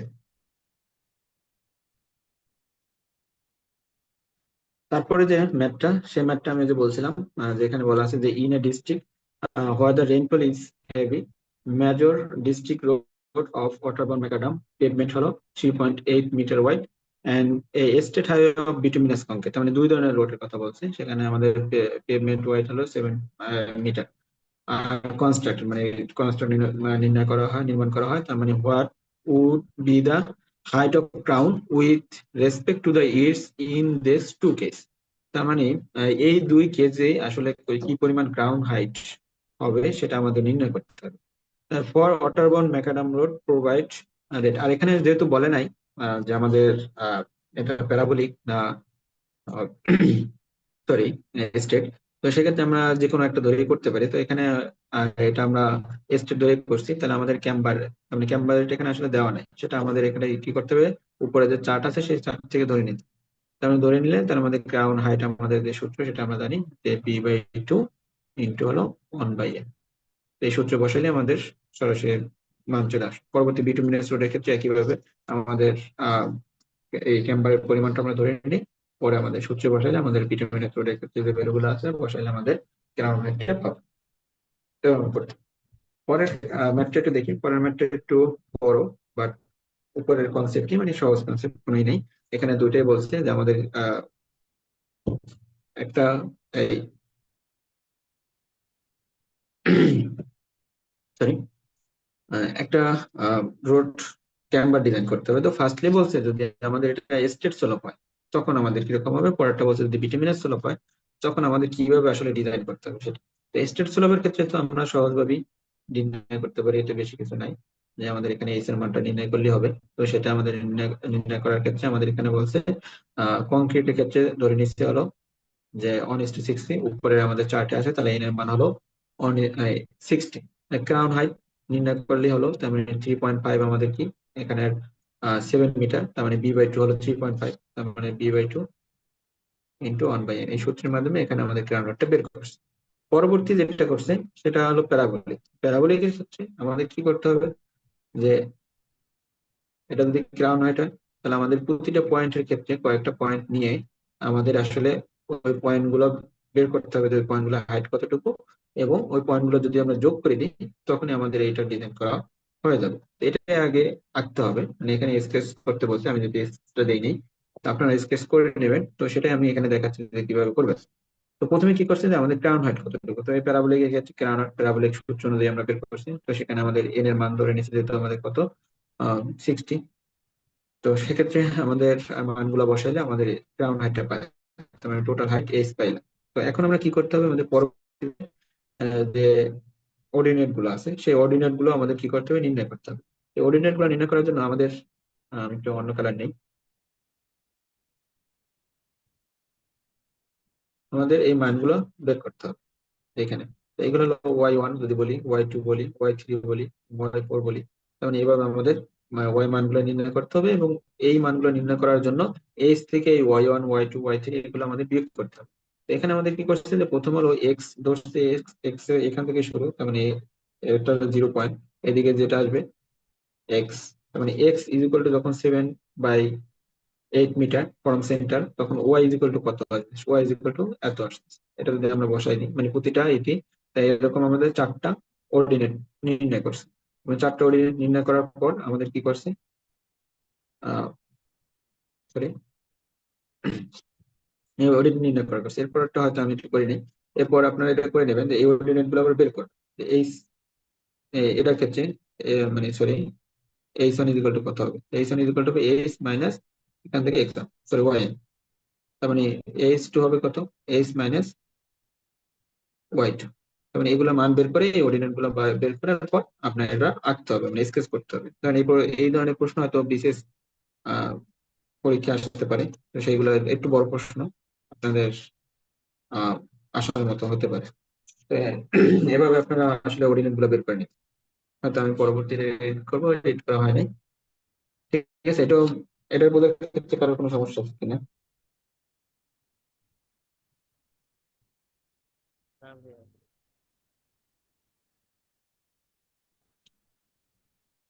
আচ্ছা, আমি তাহলে একটু সামনে আগে, সামনে আরো কিছু পার্ট, মানে এগুলো হলো থিওরিটিক্যাল পার্ট, যে ক্যারিজওয়ে অথবা রোডওয়ে। ক্যারিজওয়ে অথবা রোডওয়ে কি, আমাদের যে রাস্তার যে পোর্শন দিয়ে গাড়ি চলাচল করে, যেটুকু পোর্শন দিয়ে, এরপর কি থাকে, শোল্ডার থাকে, ঠিক আছে? তারপরে কি থাকে, স্লোপ থাকে। সাইদুল ভাই, তার মানে আমাদের, হ্যাঁ হ্যাঁ, বলেন। বলতেছিলাম যে আজকে মনে হয় শেষ করে দিলে ভালো হয়, কারণ ওদের পরীক্ষা আছে, ওনাদের পরীক্ষা আছে যেহেতু। হুম, আজকে ক্যাম্বার না পর্যন্ত থাক। ক্যাম্বা পর্যন্ত থাকো। হুম, ঠিক আছে, তাহলে আজকে আমরা শেষ করে দিই। আজকে আর শেষ। পরিস্থিতি আর পরীক্ষা বিষয়ে আমি অলরেডি গ্রুপে তো ডিটেলস বলে দিছি। আমি হচ্ছে প্রশ্ন এখনই আপলোড করে দিচ্ছি। আর আপনাদের কোনো প্রশ্ন থাকলে ওনার কাছে প্রশ্ন করে আপনারা জেনে নিতে পারেন, আর এর মাঝে হচ্ছে আমি প্রশ্নটা দিয়ে দিচ্ছি গ্রুপে।